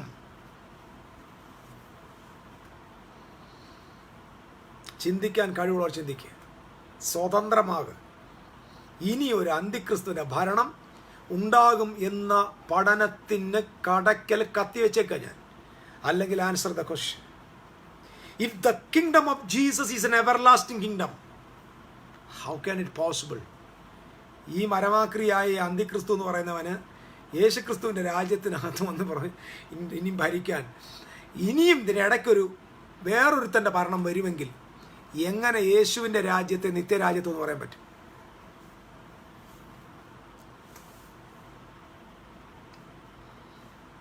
ചിന്തിക്കാൻ തലച്ചോറുള്ളവർ ചിന്തിക്കട്ടെ, കേൾപ്പാൻ ചെവിയുള്ളവർ കേൾക്കട്ടെ. അങ്ങനാണെങ്കിൽ ഇനി ആൻറ്റി ക്രൈസ്റ്റ് വരുമോ? വരില്ല. യേശുക്രിസ്തുവിൻ്റെ രാജ്യം ഇരുമ്പും കളിമണ്ണും കൊണ്ടുള്ള രാജ്യം എന്നല്ലേ അവർ പഠിപ്പിച്ചതാണ്. പക്ഷെ ഇരുമ്പ് ഹസ്മോനിയൻ രാജവംശമാണെങ്കിൽ കളിമണ്ണ് ഏതോമോ. അവർ പഠിപ്പിച്ചത് അങ്ങനെ. ഇതെല്ലാം വിഡ്ഢിത്തരങ്ങളാണ്. ഇരുമ്പും കളിമണ്ണുമുള്ള ഭിന്നരാജ്യത്തിൻ്റെ കാലത്താണോ യേശു വരുന്നത്? അങ്ങനാണെങ്കിൽ സഹോദര ജോഷി ബ്രദറെ, സത്യത്തിൽ ആ ചോദ്യത്തിന് നമുക്ക് മറുപടി കൊടുക്കാൻ പറ്റും. അപ്പം യേശുവിൻ്റെ ഒന്നാം വരവാണോ ആ കല്ലിൻ്റെ വരവ്, രണ്ടാം വരവാണോ ആ കല്ലിൻ്റെ വരവ്? ഒന്നാം വരവാണെന്ന് യേശു പറഞ്ഞു. അതെപ്പോഴാ? അവരെ നിഗ്രഹിച്ച്, അതായത് കുടിയാന്മാരെ നിഗ്രഹിച്ച് ജാതികൾക്ക് കൊടുക്കാനുള്ള വരവ് AD 70 സംഭവിച്ചു കഴിഞ്ഞു. AD 70 യെരുശലേം ഭരിച്ചുകൊണ്ടിരുന്നത് ജനാധിപത്യ രാജ്യമല്ല, ഹെറോദിയ രാജവംശമാണ്. അതിൽ നിന്ന് ഉത്ഭവിച്ച് വന്ന സെലറ്റ്സ് മൂവ്മെൻറ്റ്സ് ആണ് നമ്മൾ ഇനി പഠിക്കാൻ പോകുന്ന നമ്മുടെ പ്രിയപ്പെട്ട മൃഗങ്ങൾ. വെളിപ്പാട് പുസ്തകത്തിലെ മിസ്റ്റർ മൃഗം. ജനാധിപത്യ രാജ്യം എന്നാണ് പഠിപ്പിച്ചു വരുന്നത്. ഇതെല്ലാം റോങ് കോൺസെപ്റ്റ്. അതല്ലേ വിശുദ്ധ ബൈബിളിനെ ബൈബിള് കൊണ്ട് വ്യാഖ്യാനിക്കണം. അല്ലാതെ നരേന്ദ്രമോദിയും ട്രംപും നമ്മുടെ ലോകരാജ്യങ്ങളെ ആളുകൾ തമ്മിൽ അവരുടെ നിലകൊണ്ട് വ്യാഖ്യാനിക്കരുത്. പത്രം കൊണ്ട് വ്യാഖ്യാനിക്കരുത്. ഇൻ്റർനെറ്റ് കൊണ്ടല്ല വ്യാഖ്യാനിക്കേണ്ടത്. തിരുവെഴുത്ത് കൃത്യമായ വേൾഡ് ഹിസ്റ്ററി ഇതിനകത്തുണ്ട്. പ്രൊഫറ്റിക്കലി ഇത് ഹിസ്റ്റോറിക്കലി പ്രൂവ്ഡാണ്. ഈ പ്രവചനങ്ങൾ, അതായത് ഡാനിയേലിൻ്റെ പ്രവചനം 11-ാം അധ്യായം ഫുൾഫിൽഡ് ആണ്. ഫുൾഫിൽഡ്, നിവർത്തിയായി കഴിഞ്ഞു. ഹെറോദാവ് മണിപ്പന്തലിട്ടു ആ കാലത്ത് തന്നെ. നമ്മുടെ ആളുകൾ ഇതിന് കൊടുക്കുന്ന കേൾക്കാൻ ഭയങ്കര രസമാണ് കേട്ടോ. വളരെ സിമ്പിൾ. ഞാൻ വേറൊന്നും എനിക്ക് വിശ്വസിക്കാൻ പറ്റില്ല. കാരണം വിശ്വസി യോഗ്യമായിരിക്കണം. നമ്മുടെ ചോദ്യം ഒരിക്കൽ കൂടെ ഞാൻ പറയുന്നു. യേശു ക്രിസ്തുവിൻ്റെ രാജ്യം എവർലാസ്റ്റിംഗ് രാജ്യമാണെങ്കിൽ ഒന്നുകിൽ ക്രിസ്ത്യാനി യേശു ഇതര രാജ്യം കൊണ്ടുവന്നില്ലെന്ന് പറയണം. യേശു തൻ്റെ രാജ്യത്തെ ഭൂമിയിൽ കൊണ്ടുവന്നു എന്ന് വിശ്വസിക്കുന്നെങ്കിൽ ഇനി ആൻറ്റി ക്രൈസ്റ്റ് ഏത് ഭാഗത്ത് ഭരണം നടത്തും? സ്വർഗത്തിലും ഭൂമിയിലും സകല അധികാരവും എനിക്ക് ലഭിച്ചിരിക്കുന്നെന്നാ. സകല അധികാരവും യേശുവിന് കിട്ടിയാൽ യേശുവിൻ്റെ അധികാരത്തിലല്ലേ ഇനി ആൻറ്റി ക്രൈസ്റ്റിനെ ഭരിക്കാൻ പറ്റും? അങ്ങനാണെങ്കിൽ യേശുവും ആൻറ്റി ക്രൈസ്റ്റും തമ്മിലുള്ള ഒരു ഒത്തുതീർപ്പാണോ അത്? അപ്പം ഈ വാക്യങ്ങളുടെ അർത്ഥം എന്താ? യേശു ഒക്കെ പറഞ്ഞ വാക്ക് വിശ്വസിക്കാൻ പറ്റും? സകല അധികാരം എൻ്റെതാന്ന് പറഞ്ഞിട്ട് പറയാ ഭൂമി മൊത്തം ഭരിക്കാൻ ഇനി ആൻറ്റി ക്രൈസ്റ്റ് വരുമോ? ആൻറ്റി ക്രൈസ്റ്റ് ഇനി യേശുവിൻ്റെ അധികാര പരിധിയിലുള്ള സ്ഥലത്ത് ഭരിക്കാൻ വന്നാൽ ഇത് യേശുവും ആൻറ്റി ക്രൈസ്റ്റും തമ്മിലുള്ള ഒരു ധാരണയാണെന്ന് ഞാൻ പ്രസംഗിച്ചാൽ തെറ്റെന്ന് പറയാൻ പറ്റും? ഇവർ തമ്മിലുള്ള ഒരു അഡ്ജസ്റ്റ്മെൻ്റ് ആണ്. എൻ്റെ ടെറിട്ടറി അല്ലേ ഇനി ആൻറ്റി ക്രൈസ്റ്റ് കൊണ്ടുവന്ന് ഇനി ഭരിക്കേണ്ടത്? സകലത്തിൻ്റെ അധികാരി യേശു ക്രിസ്തുവാണെന്ന് വിശ്വസിക്കുന്ന നമ്മൾ യേശു ക്രിസ്തുവിൻ്റെ പരിധിക്കകത്ത് ഏതവനായി ഇനി വന്ന് ഭരിക്കുന്നു? ദാണ്ടേ ഒരു ഡിക്ലറേഷൻ നടത്തുക, ഒരിക്കലും അന്തിക്രിസ്തു എന്ന് പറയുന്ന ഒരുത്തൻ ഈ ഭൂമിയെ ഭരിക്കാൻ വരില്ല, വരില്ല, വരില്ല, വരില്ല. അത് കാത്തിരിക്കുന്നവര് ആ വെള്ളം വാങ്ങി വെച്ചേക്കണം. ആ വെള്ളം ഇനി പ്രയോജനമില്ല, വാങ്ങി വെച്ചേര്. There is no antichrist. There is only one, the Christ, the Son of the living God.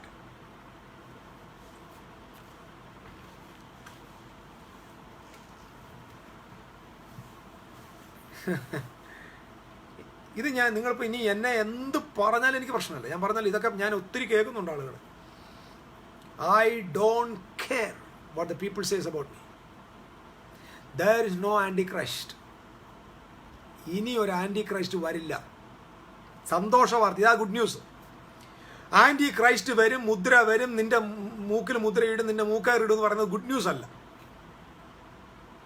ഇത്രയും പേരെങ്കിലും സമാധാനമായിട്ട് കിടന്ന് ഉറങ്ങുക.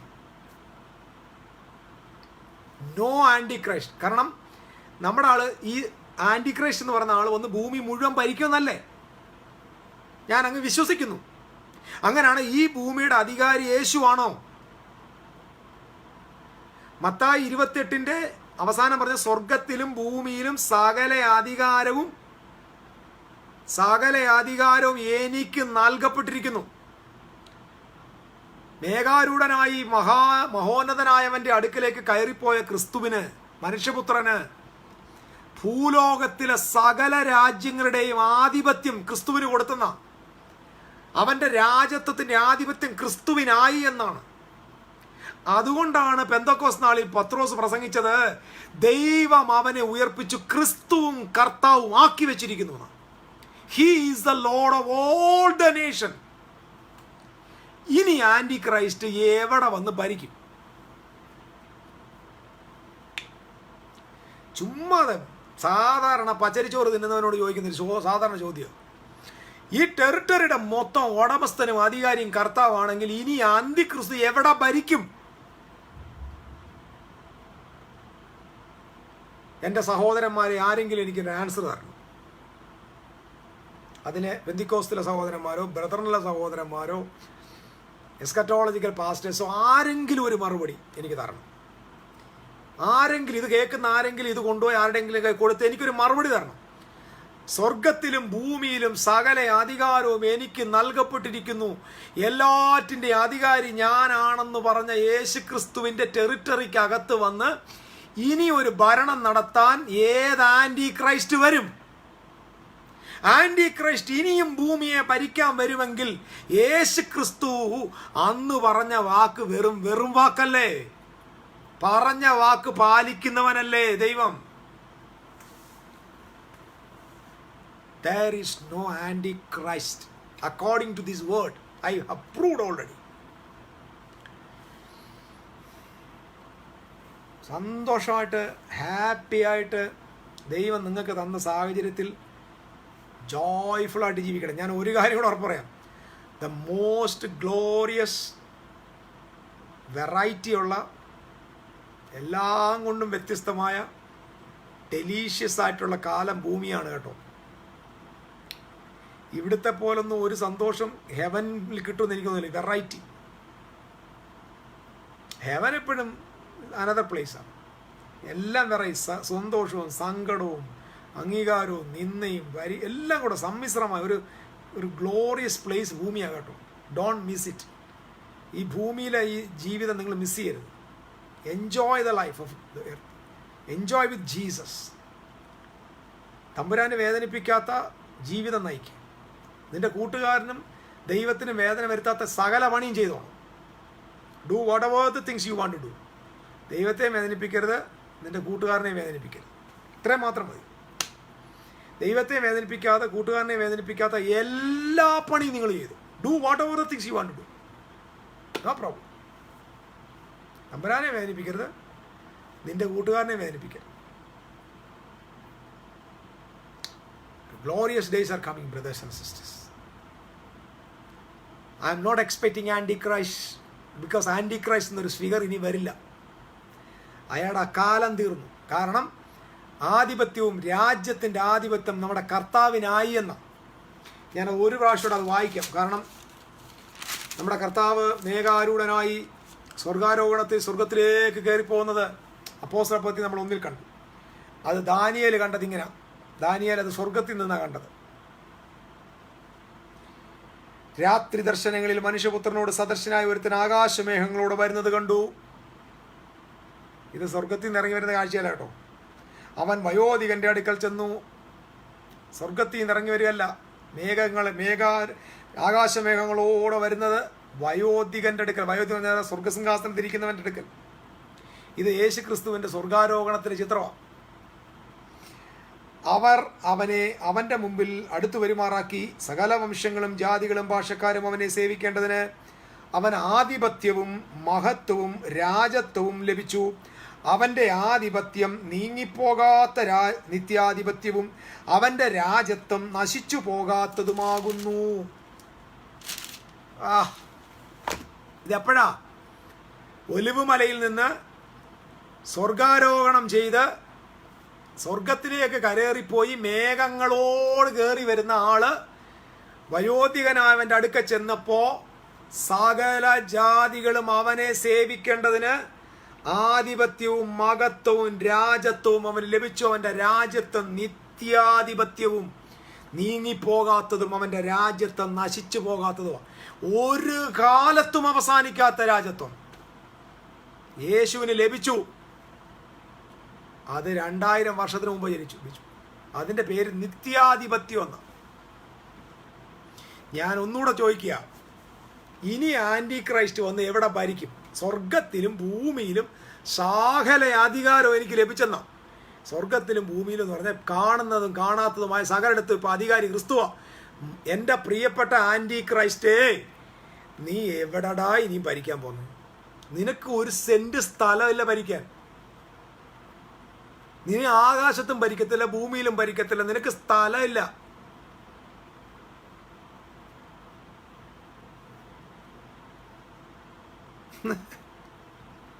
വിവരമുള്ളവർ ചിന്തിക്കണം. നിങ്ങളുടെ തലച്ചോറ് പണയം വെച്ചിട്ടില്ലെങ്കിൽ, നിങ്ങൾക്ക് മനുഷ്യരെ പേടിയില്ലെങ്കിൽ, നിങ്ങൾ ഏതെങ്കിലും സംഘടനക്കാരൻ്റെ കസ്റ്റമർ അല്ലെങ്കിൽ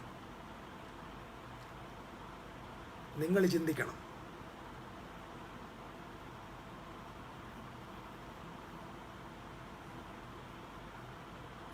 $666 ചിപ്പ്, അന്തിക്രിസ്തു, മഹോദരം, 3-ാം ലോകം, മഹായുദ്ധം.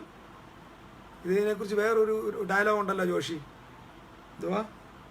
സൈക്കിൾ ബോംബ്, അങ്ങനെ സാധനമില്ലേ? അതുകൂടെ നീട്, അതൊന്നും എഴുതിയിട്. സൈക്കിൾ ചെയിന്, മലപ്പുറം കത്തി. അതാണ് കറക്റ്റ്. ഇതൊന്നും സംഭവിക്കും. ആൻറ്റിക്രൈസ്റ്റ് എന്നൊരു സാധനം വരത്തില്ല.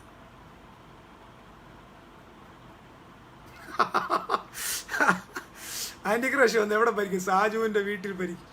സാജുവിൻ്റെ വീട് യേശുവിൻ്റെ വകയാണ് ബ്രദർ. സാജുവിൻ്റെ വീട് യേശുവിൻ്റെ വകയാണ്. എനിക്ക് ഇതിൽ കൂടെ ഒരു സദ്വർത്തമാനം പറയാനില്ല. കാരണം ഞാൻ ഇന്ന് ഇവിടെ ഹാപ്പി ആയിട്ടിരിക്കുക. ഭയങ്കര സന്തോഷം എനിക്ക്. കാരണം ഇനി ആൻറ്റിക്രൈസ്റ്റിന് ഭരിക്കുന്ന എവിടെ ഭരിക്കുന്ന? അങ്ങനെ ഭരിക്കുന്നെങ്കിൽ ഈ ഭൂമിയുടെ ആധിപത്യം കർത്താവ് കുറച്ച് സമയത്തേക്ക് ആർക്ക് കൊടുത്തെന്നാ? ആൻറ്റിക്രൈസ്റ്റിന് കൊടുത്തു. അങ്ങനെയാണെങ്കിൽ യേശുവിൻ്റെ പേര് കള്ളന് കഞ്ഞി വെച്ചവനാവും. മനസ്സിലായോ? ഇവൻ്റെ വിശുദ്ധന്മാരെയും കൊന്ന് നാട്ടുകാരെയും കൊന്ന് സഭയെ ഉപദ്രവിക്കാൻ വരുന്ന കക്ഷിക്ക് ഭരിക്കാനുള്ള സ്ഥലം വിട്ടുകൊടുക്കുന്ന ആൾ ആരാ? അല്ലെങ്കിൽ യേശു ക്രിസ്തു എന്ന് പറയുന്ന ആളിനെ വാമനൻ മഹാബലിയെ ചവിട്ടിത്താത്ത പോലെ ആന്റിക്രൈസ്റ്റ് യേശുവിനെ ചവിട്ടിത്താഴ്ത്തണം. അത് പറ്റുമോ? അല്ല. ഈ ഭൂമിയുടെ മൊത്തം അധികാരിയായ യേശുവിന് നിത്യാധിപത്യം കിട്ടിയപ്പോൾ ഈ നിത്യാധിപത്യത്തിന്റെ ഏത് ടൈം പീരീഡിലാണ് ആന്റിക്രൈസ്റ്റ്? ഇത്ര മാത്രം ചിന്തിക്കും.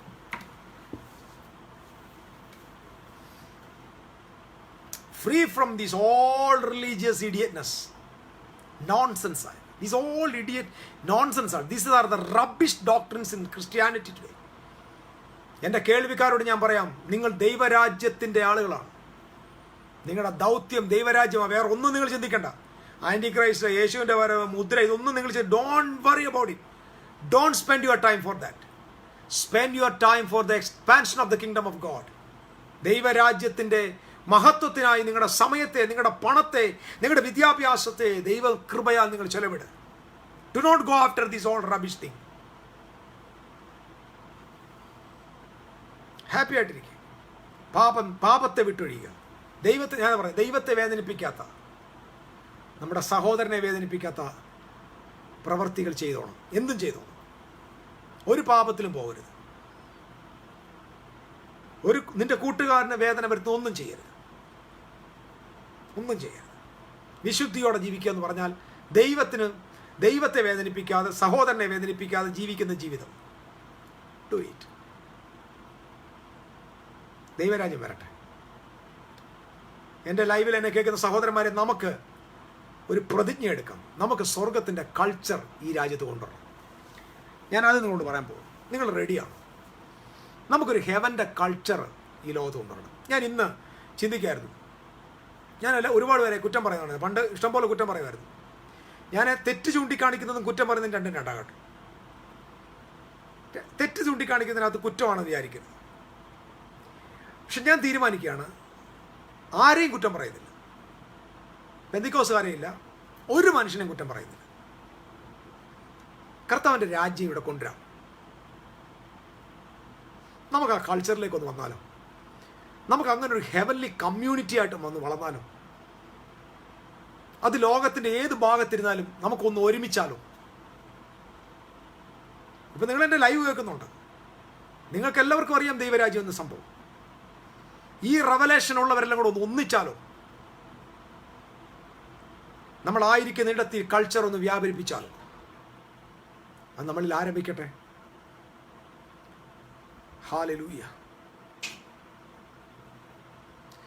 യേശുവിന് നേരത്തെ അധികാരമുണ്ടായിരുന്നില്ല. ദൈവത്തിന് അധികാരം നഷ്ടപ്പെട്ടു എന്നുള്ളതും, യേശുവിന് അധികാരം ഉണ്ടായിരുന്നു. യേശുവിനല്ലായിരുന്നു അധികാരം. ഭൂമിയുടെ അധികാരം ആദമിനായിരുന്നു. സൃഷ്ടിതാവ് എന്ന നിലയിൽ കർത്താവിന് ലോകത്തിലെ എല്ലാറ്റിനും മേൽ അധികാരമുണ്ട്. പക്ഷെ ഭൂമിയുടെ വാഴാനുള്ള അധികാരം ആദമിനാണ് കൊടുത്തത്. പ്രോട്ടോകോൾ, ഇത് ഹെവൻ്റെ പ്രോട്ടോകോൾ, അത് മനസ്സിലാക്കണം. ഹെവൻ്റെ പ്രോട്ടോകോൾ അനുസരിച്ച് ഒരാൾക്ക് കൊടുത്തു കഴിഞ്ഞാൽ പിന്നെ അവരുടെ കാര്യത്തിൽ ഇടപെടത്തില്ല. ഒരാളുടെ മേൽ അധികാരം ഏൽപ്പിച്ചാൽ ആ ആൾ തന്നെയാണ് അതിൻ്റെ ഡൊമിനിയൻ. ആദമാണ് തോറ്റുപോയത്. ആ ഡൊമിനിയനിൽ നിന്ന് വീണത് കൊണ്ടാണ് ഒടുക്കത്തെ ആദാം വന്നത്. ഒടുക്കത്തെ ആദാം വന്ന് വീണ്ടെടുത്തു. എന്താ വീണ്ടെടുത്തത്? വാഴ്ച വീണ്ടെടുത്തു. അതാണ്. പാപത്തിൽ നിന്ന് വീണ്ടെടുത്തു, ശാപത്തിൽ നിന്ന് വീണ്ടെടുത്തു എന്നൊക്കെ നമ്മൾ പറയാം. അതൊന്നുമല്ല. എവിടെ നിന്നാണോ മനുഷ്യൻ വീണത്, ആ വീണ സ്ഥലത്തേക്ക് അവനെ പുനഃസ്ഥാപിച്ചതിൻ്റെ പേരാണ് വീണ്ടെടുപ്പ്. വാഴ്ചയിൽ നിന്ന് മനുഷ്യൻ വീണതിനാൽ വാഴ്ചയെ പുനഃസ്ഥാപിച്ചതിൻ്റെ പേരാണ് വീണ്ടെടുപ്പ്.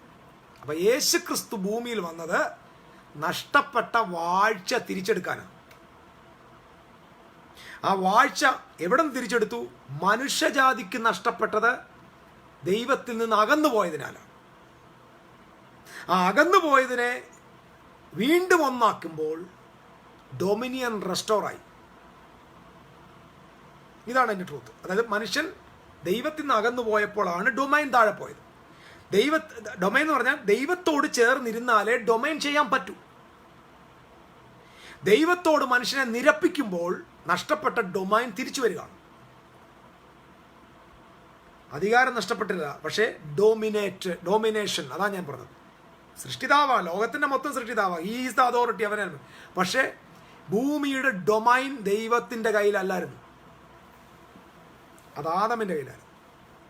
അതാണ് യേശു ക്രിസ്തു. യേശു മനുഷ്യപുത്രനാണ്. മനുഷ്യപുത്രനോട് സദർശനായ ഒരുത്തൻ കയറി വരുന്നുണ്ട്, അവനാണ് ആധിപത്യം കൊടുത്തത്. പറഞ്ഞാൽ അന്ന് ആദാമിന് കിട്ടിയ അതേ മനുഷ്യന്റെ മേലുള്ള ആധിപത്യം മനുഷ്യപുത്രനായ യേശു ക്രിസ്തുവിന് ലഭിച്ചെന്നാണ്. നമുക്ക് മനസ്സിലാകുന്ന ഭാഷയിൽ എഴുതിയേക്കും, ബോധ്യമായെന്ന് വിശ്വസിക്കും. Today Christ is the ruler, the king of kings of this whole universe, the entire universe. We are the ambassadors of the kingdom of God. Hallelujah. നമുക്കൊരു നല്ല കൾച്ചർ കൊണ്ടുവരണം. ആക്ഷേപിക്കുന്ന കൾച്ചറല്ല, പാപിയെ സ്നേഹിക്കുന്ന horror theology. Vimal brother, go horror തിയോളജിയെ നമ്മൾ പഠിച്ചു, അതിൻ്റെ തീർന്നു, അതിൻ്റെ കാര്യം തീർന്നു. ഇത് കഴിഞ്ഞ ദിവസം ഞാൻ എന്നോട് ഒരാൾ പറഞ്ഞിട്ട്, ഇത് ചില ആളുകൾ രഹസ്യമായിട്ട് കേട്ട് രഹസ്യമായിട്ട് ചർച്ച നടത്തുന്നുണ്ട്. രഹസ്യമായിട്ടുള്ള ചർച്ച പരസ്യമായി എൻ്റെ ചെവിയിലെത്തിയത്. ചർച്ച നടത്തട്ടെ, സത്യങ്ങൾ തിരിച്ചറിയട്ടെ, യാഥാർത്ഥ്യങ്ങളിലേക്ക് വരട്ടെ, ദൈവരാജ്യം വരട്ടെ. ഹൊറർ, ഞാൻ ഒന്നുകൂടെ പറയാം, ഇനി ഒരിക്കലും ആൻറ്റി ക്രൈസ്റ്റ് വരത്തില്ല.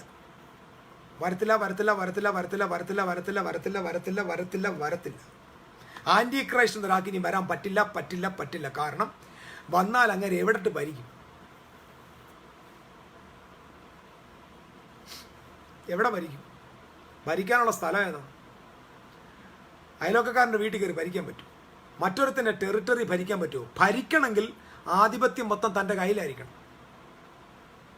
ഈ ഭൂമിയിൽ 1/2 സെന്റ് സ്ഥലം കിട്ടുമോ ആൻറ്റി ക്രൈസ്റ്റ്? അങ്ങനെ ഒരാൾക്ക്. എൻ്റെ കർത്താവാണ് ഭരിക്കുന്നത്. ഇന്ത്യ നരേന്ദ്രമോദിയാ പ്രൈം മിനിസ്റ്റർ, പക്ഷെ ജീസസാ രാജാവ്. പ്രൈം മിനിസ്റ്ററിൻ്റെ ഓണർഷിപ്പിലല്ല രാജ്യം, പക്ഷെ രാജാവിൻ്റെ ഓണർഷിപ്പിലാണ് രാജ്യം. ഇന്ത്യയിലെ 131 കോടി ജനവും യേശു ക്രിസ്തുവിൻ്റെ വകയാണ്. നമ്മൾ യേശുവിനെ വേണമെന്നുള്ള കച്ചവടമൊന്നും നടത്തണ്ട, യേശുവിൻ്റെ വകയാണ്. ഡു യു വാണ്ട് ജീസസ് ഒന്നും പറയണ്ട. Already Jesus Christ is the owner of this whole entire universe. 7 billion people യേശുവിൻ്റെ വകയാണ്. ഹല്ലേലൂയ. ഞാൻ ചോദിച്ച ചോദ്യം നിങ്ങൾക്ക് മനസ്സിലായല്ലോ. സകല ആധിപത്യവും നമ്മുടെ കർത്താവിന് ലഭിച്ചു. എപ്പോഴാ? മേഘങ്ങളിൽ പോയപ്പോൾ. അതെപ്പോഴാ? മത്തായിയുടെ അപ്പോസ്തല പ്രവൃത്തി 1-ാം അധ്യായത്തിൽ. അതാര് കാണുന്നു? സ്വർഗത്തിൽ നിന്ന് കാണുന്നു. വയോധികൻ്റെ അടുക്കൽ ചെന്നു. എന്ത് കിട്ടി? സകല ആധിപത്യം കിട്ടി. ആ ആധിപത്യത്തിൻ്റെ പേരെന്താ? നിത്യാധിപത്യം. ആ രാജ്യത്തിൻ്റെ പേരെന്താ? നിത്യരാജ്യം. നിത്യരാജ്യവും നിത്യാധിപത്യത്തിൻ്റെ ഇടയിൽ എപ്പോഴാണ് ആൻറ്റി വരുന്നത്? അതോ ഈ നിത്യം എന്ന് പറഞ്ഞാൽ ചുമ്മാ കളിപ്പീരാണ്? എവർലാസ്റ്റിംഗ് എന്ന് പറഞ്ഞാൽ കളിപ്പീരാണ്. ഇടയ്ക്കൊരു ഗ്യാപ്പ്. നമ്മൾ ഈ ഗ്യാപ്പിൻ്റെ ആളുകളാണല്ലോ. അപ്പം കർത്താവിൻ്റെ നിത്യാധിപത്യത്തിൻ്റെ ഇടയ്ക്ക് ഒരു ഗ്യാപ്പ് നമ്മൾ ഉണ്ടാക്കിയിട്ട് അതിനകത്ത് ബൈബിളിൽ പറയുന്ന കാര്യങ്ങൾ ആരൊക്കെയോ കെട്ടിച്ചമച്ച കഥയെന്ന് പറയുന്നതിൽ സത്യമുണ്ടോ? ഇല്ല. ബൈബിളിൽ പറയുന്ന കാര്യങ്ങൾ സത്യമാണ്. അത് വ്യാഖ്യാനിച്ച ആളുകൾ കെട്ടിച്ചമച്ച കഥ ഉണ്ടാക്കുന്നതേ ഉള്ളൂ. അത് മനസ്സിലാകാത്ത ആളുകൾ വായിക്കുമ്പോൾ ഉണ്ടാക്കുന്ന കഥയുടെ പേരാണ് കെട്ടിച്ചമച്ച കഥ. ബൈബിൾ ആക്യുറേറ്റ്ലി പെർഫെക്റ്റ് ആണ്. Perfectly perfect. തിരുവെഴുത്ത് historically, scientifically, philosophically, morally, emotionally, whatever the things you can say, is perfectly perfect. The scriptures are perfectly perfect.